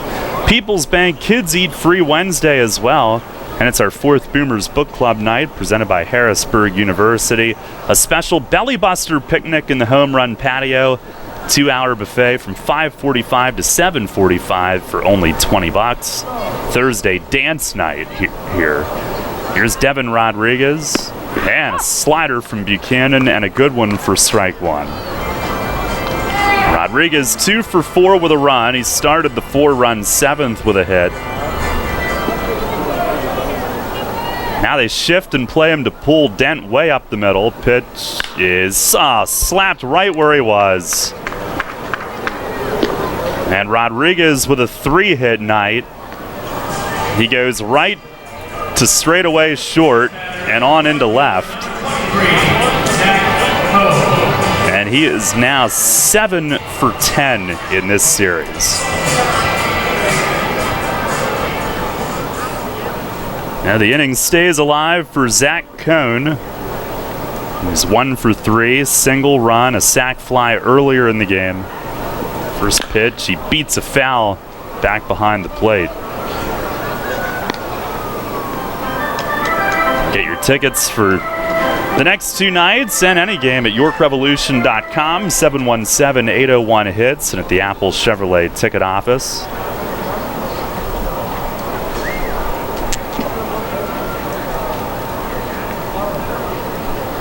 On the 0-1, and a breaking ball, strike 2 called.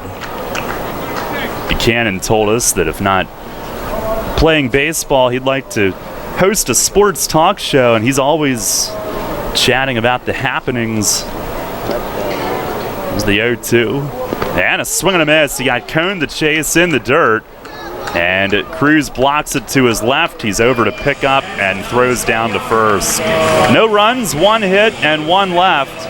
We go to the bottom of the 8th inning. Southern Maryland still with a 12-8 lead. Hear that? It's the sound of summer. Sound nice? Call Kona Ice. We do it all. Schools, sporting events, parties, both corporate and birthday. You name it, we'll be there. We bring the party to you. If you need a little bit of fun in your life, we're the shaved ice truck for you. Oh, and we fundraise too. This summer, cool down with Kona Ice. Give us a call at 1-800-KONA-ICE or visit us online at www.kona-ice.com. Kona Ice. Flavor our world. Runners know the challenge. It's not the uncompromising weather. It's not the pounding repetition. It's not knowing how to dig deep as you start the climb of that last hill. For runners, the challenge is the discipline to keep running. Flying feet. Casual runners, amateur runners, hardcore runners, no matter what level runner you are, Flying Feet Sports Shoes is with you every step of the way. Flying Feet has become the leader in athletic footwear and properly fitting the feet of runners throughout Central PA. Flying Feet has become the leader in athletic footwear, properly fitting the feet of runners throughout Central PA. And that holds true whether you're training or racing on roads, tracks, or trails. For those searching for that discipline, Flying Feet provides the latest shoe innovations, the accessories and equipment, and the inspiration to keep on running. Greg Baum and his staff have the knowledge and the true understanding of what running is all about. As one local runner put it, Flying Feet is family, and all runners are welcome. Flying Feet. Flying Feet Sports Shoes, 1511 Melrose Avenue, York, just off exit 18 of I-83. Your county, your teams. Sports Radio 1350 WOYK. First in York, first in sports.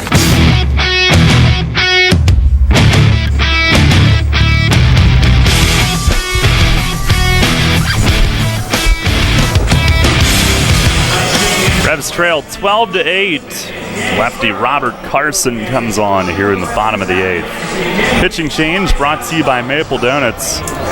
The Revs are in danger of a 7th straight loss, which would tie a franchise record for the 6th time. Had one in 07, 09, 2010, when, by the way, they won the whole thing, 2013, and the most recent was June of 2015, which was a difficult first half as well. Here's Alonzo Harris, and a pitch inside from one Mississippi native to another. Carson to Harris, both former Mets farmhands. I don't know if they played together at any point or not. Here's the 1-0, and that's in tight. He backs away again. Of course, 2015, the most recent difficult start to a season. Last year they won the first half, but in 2015 they did turn it around and had a great second half. Pitch is a check swing low. Harris lays off 3-0. The second half that year would have required almost league record stuff to get in. Lancaster had that good of a half. The 3-0, and there's a called strike. So they didn't make the playoffs, but they did have one of the all-time great turnarounds from first half to second half. 3-1 pitch and a high fly left field. Rodriguez, though, will walk in a couple of short steps, now drifting backward, and he's got it. The Harris, who homered earlier tonight, his second of the year, just got under that one. One down here in the bottom of the 8th. On our York Mitsubishi out-of-town scoreboard, Southern Maryland a 2-game lead entering today, and Lancaster in the bottom of the 9th trails Bridgeport 6-3. So to our Blue Crab fans tuning in, if the scores hold, they would go up 3 full games. Potentially a huge game for them here tonight. The Revs not in the first half race. They're just trying to get well as Tejeda swings and blasts one deep to left center and gone way back in the playground.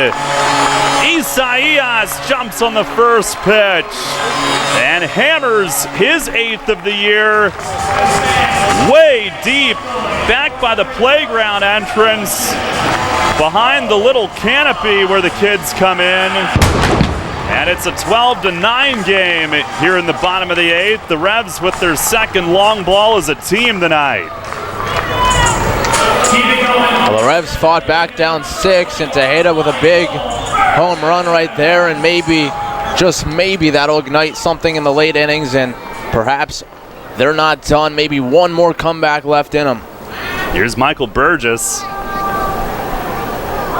First pitch is high and wide.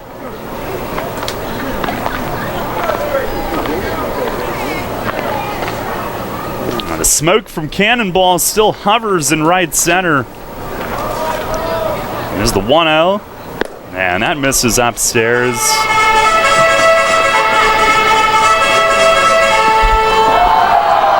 Revs with their 40th home run as a team this year. Carson with the 2-0. And he finds the outside corner for a strike. They are way off the line. At third base, Lozada's pretty much playing short. Really playing Burgess to pull. Michael 1 for 3, single, walk, and a run. And that one misses high, 3-1. Carson 3-2 with a 3.48 ERA in 23 outings. Home run was the first he'd given up. Now the pitch. And a swing and a miss. Took a little off down near the knees, 3-2. Now ball loose from the Revs bullpen. Elsewhere, Long Island in game 1 tonight beat Somerset 8-4. They are just getting started early in game 2, second inning, no score. That's in Central Islip. Sugarland a 7-4 win at New Britain in game 1 of the doubleheader, and they lead the second game 1-0 in the third. Carson ready, and the 3-2. Swing and a foul back to the net. And Burgess hangs in there. Brian Pounds 3 for 3 in game 1 of that doubleheader for Sugarland. He's had a really rough go of it, but contributing to that win. Another 3-2. And a swing and a foul back upstairs. As that rebounds down below. Another former Rev, Joel Guzman, 0 for 4 in that first game. Manny Corpus gave up a run. A little bit of a mixed bag for the Revs alumni in that game.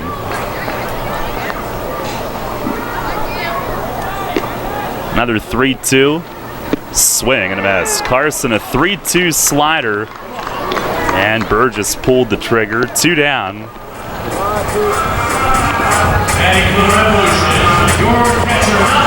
Revs with Chris Dula up in the bullpen.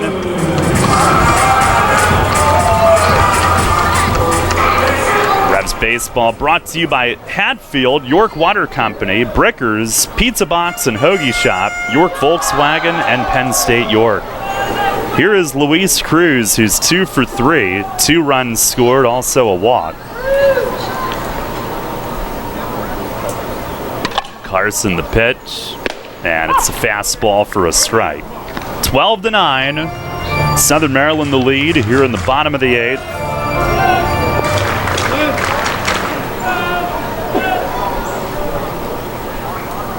Here's the 0-1, and a late swing. He shoots a foul off the seats as it caroms from section 3 over into section 1, and it comes to a stop in section 2.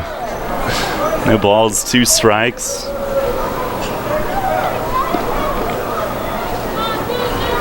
Matchup in the other 2 games in this series. Logan Williamson against Daryl Thompson tomorrow. Steve Janis against Drew Hayes on Thursday. 0-2. And it misses down and in as Cruz backs up.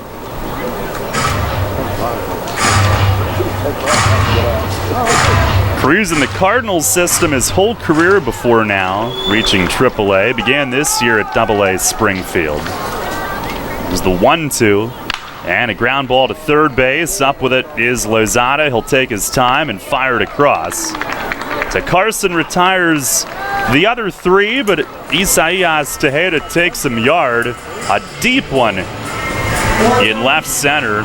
And the Revs a run closer as we go to the 9th. It's 12-9. Hey, it's the good-looking genius at Broadway Transmission. You know what really grinds my gears? Perfectly good cars being thrown away just because the transmission went bad. My mind slips into overdrive when someone says, I'll just get a new car before I spend that kind of money on a transmission. What? According to Kelley Blue Book, the average price of a new car is $32,000. Now you're going to finance that, right? There's another $6,000 to $8,000. And if you drive it off the showroom floor, it loses 20% of its value immediately. Don't forget, you also have to pay sales tax, higher insurance rates, title and registration fees, and come up with $600, $700, $800 a month depending on your interest rates for 5 years. And remember, you will still have to pay for the upkeep of the car. Brakes, tires, wipers, fluids, etc. Stop! Trade your transmission, not your car. Thanks, good-looking genius. You're welcome, ma'am. Broadway Transmission. We'll get your shift together and save you all that dough. Visit us on the web at BroadwayTrans.com or stop in and see how it's done. Oh. Can you sit up, little guy? There you go. What a big boy. Whoa. Every time he grabs my maple donut, it pulls him over to one side, but he keeps on grabbing at it. Whoop, there he goes again. Wait, let's see how this works. Here you go, little dude. Here's another maple donut. Can you grab it? Well, there you have it, folks. Charlie's right. A balanced baby needs a maple donut in each hand. Maple donuts taste right. The revolution plays here. Play ball! The new Sports Radio 1350. Hi, this is Mark Mason. You're listening to York Revolution Baseball on the home of the Revs, Sports Radio 1350, WOYK.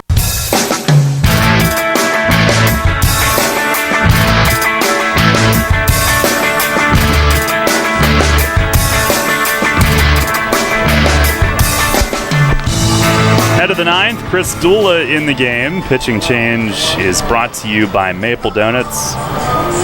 His last in on Saturday at Somerset, a scoreless inning.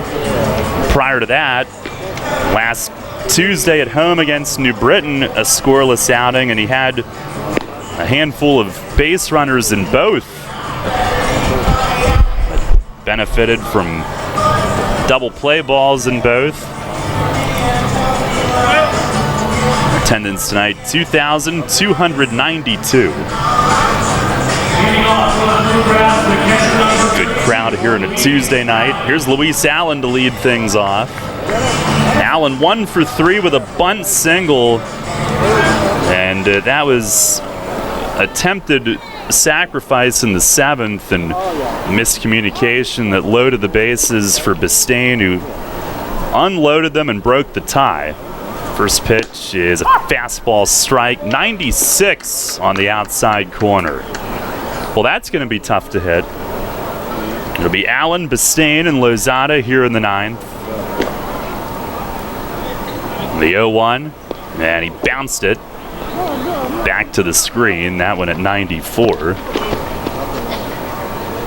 Dula kind enough to sit down with us before Saturday's game on pregame and is very honest with what he's working on. Obviously, it's consistent strike zone command. The 1-1, and a swing and a fly ball yanked way foul over the stands in left and out of sight. Well, when he's in the strike zone, what makes him so tough to hit is not only the fact that he can get up there in the mid-90s, but also the fact that it's a very violent delivery. So you don't really have a track on the ball coming towards the plate. You just see it whip out of his hand. Here's the 1-2, and a swing and a dribbler straight back. He is so quick from the point that he breaks his hands and strides to the point that he releases it. And I think it's a little bit of a double-edged sword for him because it's what helps him be so deceptive, but I think it's also something that leads to some of those inconsistencies. Now ready, another 1-2, and a slider, swing and a miss. Well, he was on that at bat and strikes out Allen, 1 away.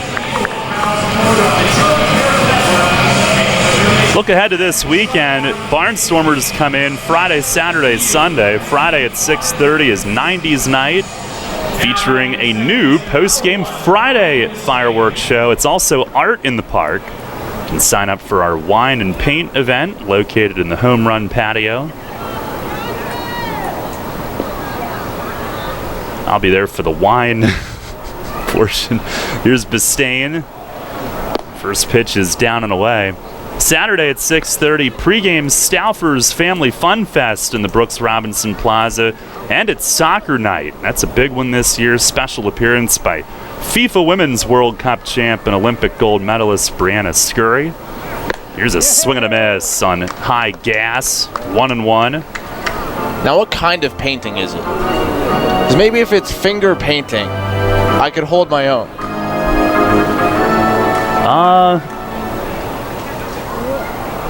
I don't know.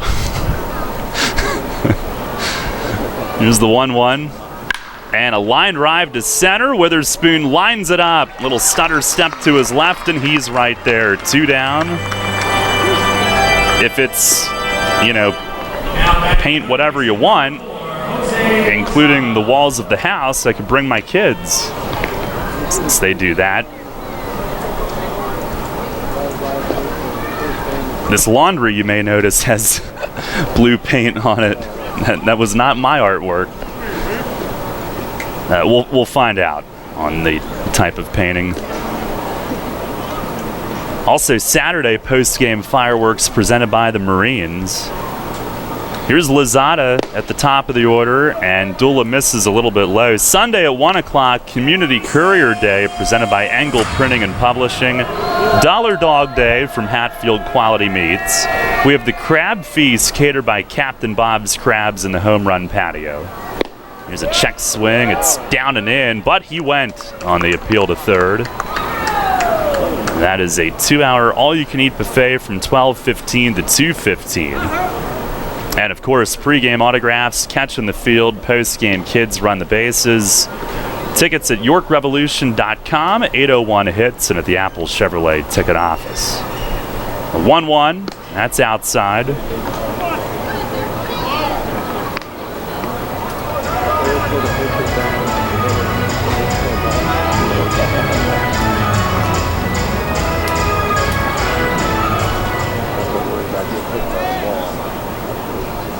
Oh, you can paint a custom Revs jersey on a canvas Friday night. Here's a drive foul the other way and left and out of play, 2-2. From 6:30 to 8:30, the painting session will run. Well, that sounds cool. Additional glasses of wine and other beverages will be available for purchase. That also sounds cool. That could make the painting a little more interesting. Yeah. Abdullah fires and misses high and away, a full count.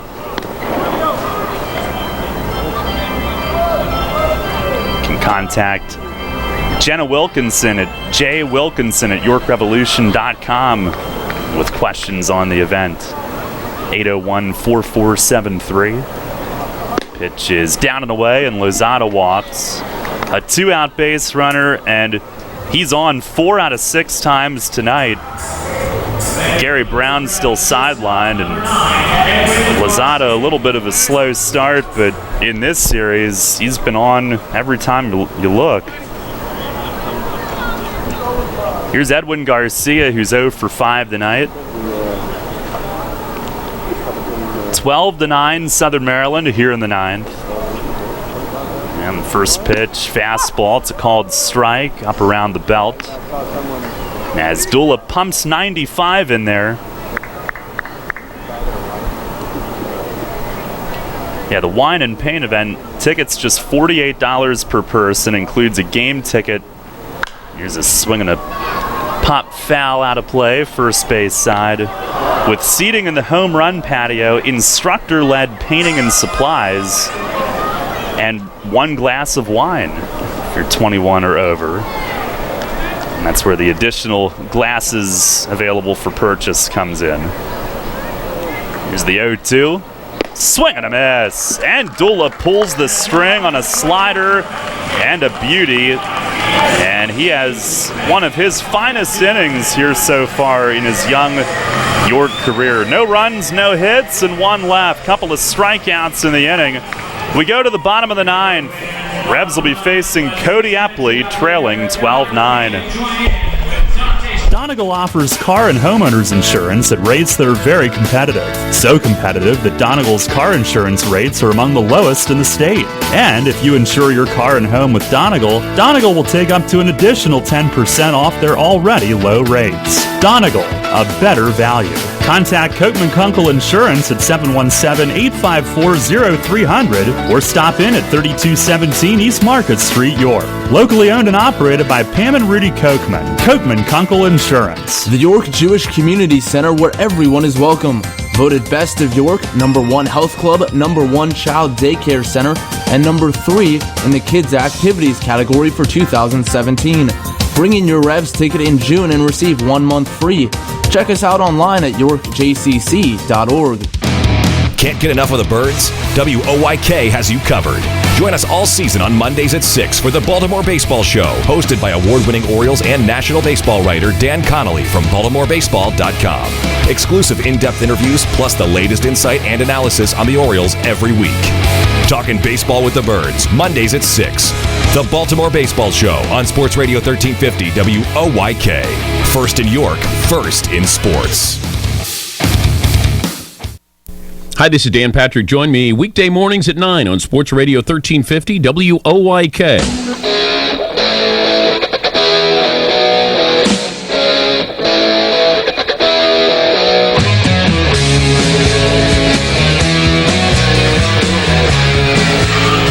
bottom of the 9th, and Southern Maryland closer Cody Epley in.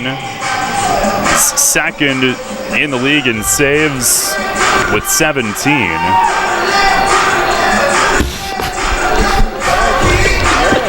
Revs with Franco, Dent, and Trienfeld coming up.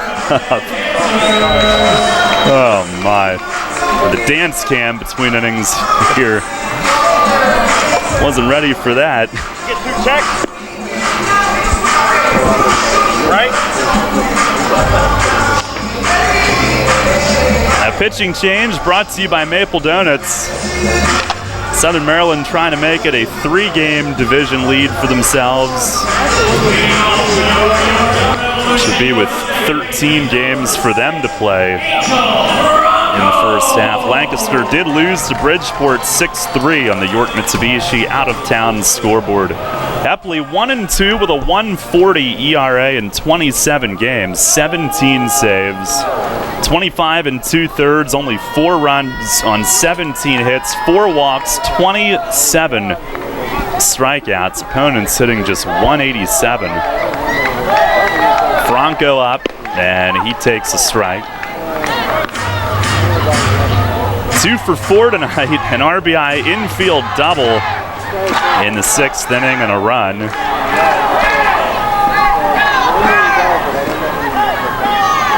It's the 0-1, and it misses inside. They scored it a double because Bistain completely lost sight of it, and then late as it came down, he dove. But he certainly made up for that with his bat. Bistain did. Here's a swing and a miss, a fastball down. And Epley ends up ahead, 1-2. Revs had some success against him last year, but haven't done much with him yet this season. Only pitcher with more saves in the league, Bridgeport's David Carpenter. He's got 21. And the 1-2, it's down low, a slider. Bridgeport trying to stay in it, and they beat Lancaster. Somerset dropped game 1 of their doubleheader at Long Island, so the Bluefish now within 1.5. Somerset up 1-0 in the 2nd in game 2. Pitched Franco, it's just down and away, 3-2. Works it full to start the inning.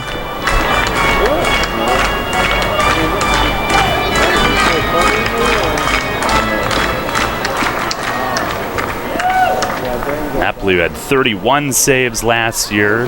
He deals. And a swing and a miss. He went down low. I'm not sure that one was in the strike zone. He gets Franco to go after it. 1 down here in the bottom of the 9th. Epley with his 17th save last night. And a couple of strikeouts in that outing. And neither of those strike threes were in the strike zone. So 3 in this series, and he's gotten hitters to chase to varying degrees on all 3. Here's Dent. He's 0 for 1, but he's got 2 sac flies, a walk, and a run. First pitch is a called strike, sinking in at the knees. Dent tying a team record with many others to have 2 sac flies in 1 game.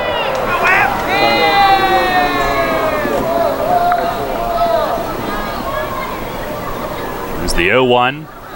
And a bouncing ball, second base. Toward his right is Bistain. He gloves it and fires over to first. Revs are down to their final out tonight.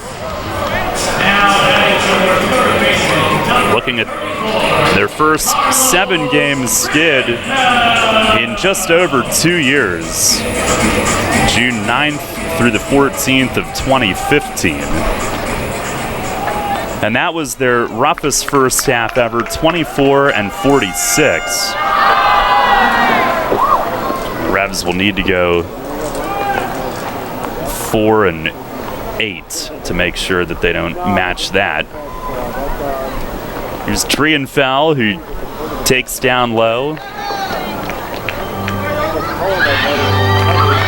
But again, that year they went 40-29 in the second half, so certainly hopeful of turning it around mid-season again. There's a fastball away, 2-0.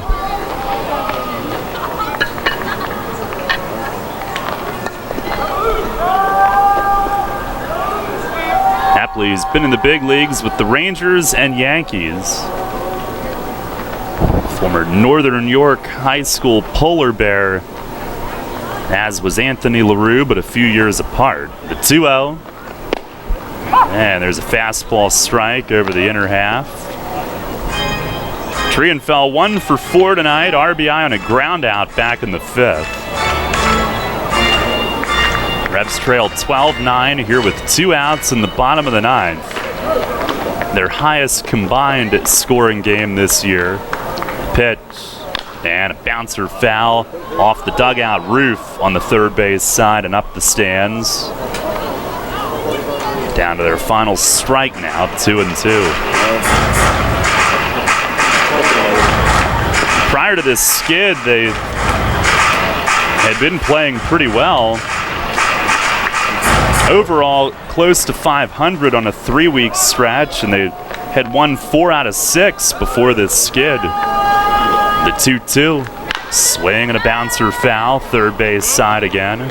But even in the skid, they've been playing pretty well. I mean, it's certainly not the results that they want, but they've been in just about every game. It's just come down to a play here or a play there that hasn't gone their way.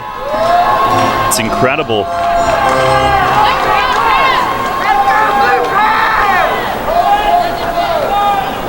They will be due for it to turn around. Here's the pitch. And a bouncer near the line at third and just foul.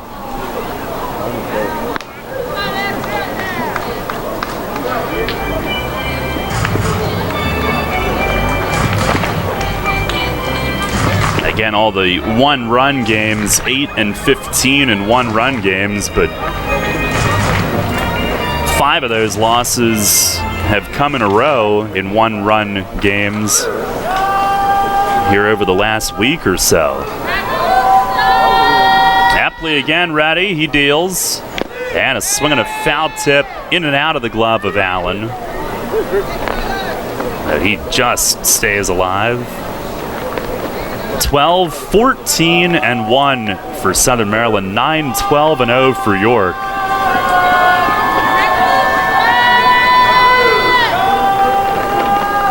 Good night at the plate, but Southern Maryland a better night. Huge night from Michael Snyder, and then Bistain with a grand slam. Another 2-2, and it missed outside. Though Trienfeld not giving in, he works it full. Jared Mitchell on deck.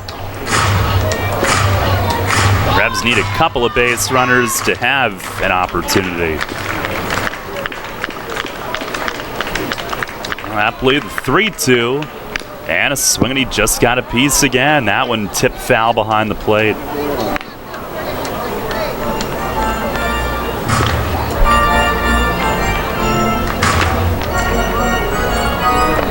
Tenth pitch of the at-bat upcoming.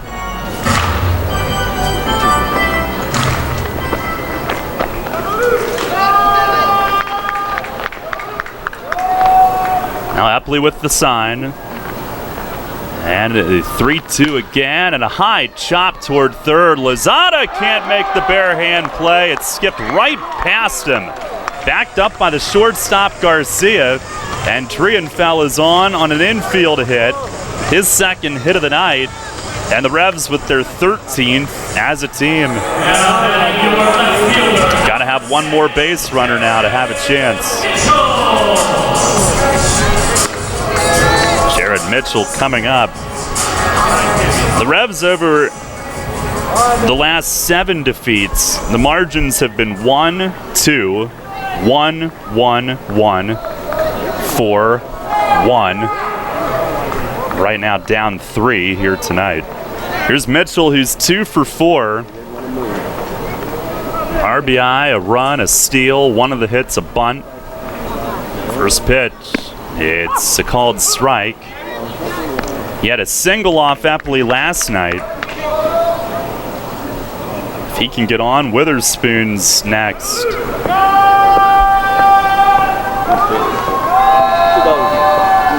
Here's the 0-1, and it misses the corner outside. Epley's 20th pitch.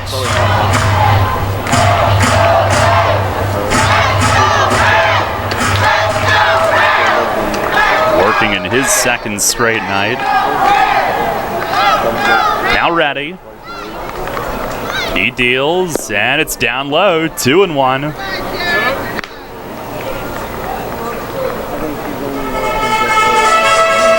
Rebs certainly not giving any at-bats away here in this 9th inning.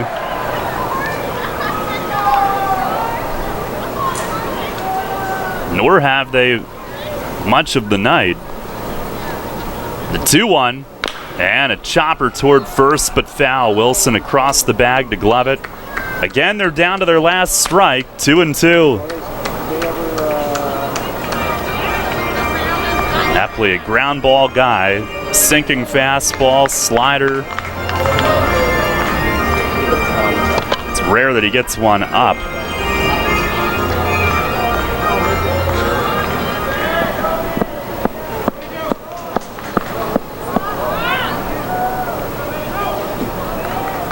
Those were the gloves of downtown clapping. The unmistakable sound. 2-2, and it's down and away. Mitchell works it full. The Trienfeld will have a head start here with 2 outs from first.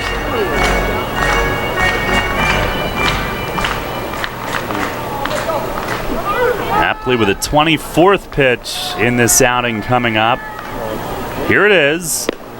Just outside. He drops his hands to his knees. He's going to face the tying run. Mitchell draws a walk, and it'll get Travis Witherspoon to the plate. A meeting with Allen between the mound and the plate, and down to their last out, they've put 2 men on. Well, you have to applaud this effort at the plate tonight. Not only have they played at 9, not only have they come back, but they've had really good at-bats, I think, throughout the night, really making pitchers work, whether it be McCoy in the beginning of the game or Epley here at the very end. Witherspoon tonight, 1 for 5, an RBI single in the 4th. Epley is a tough matchup for righties. Witherspoon will dig in. And the first pitch missed outside. And now you get the closer into a situation where he's north of 25 pitches. All you need is one mistake.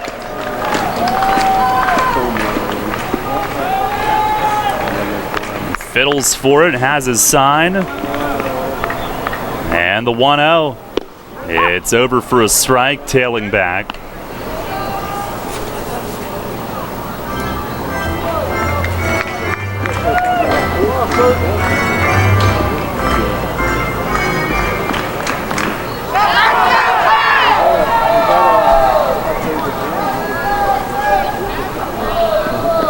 Now ready, here's the 1-1.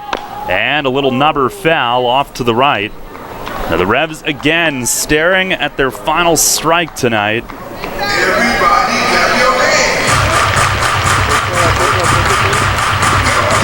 What they've done at the plate tonight, almost every night, with the arms that they can trot in, it's going to be enough. You have to feel good about that.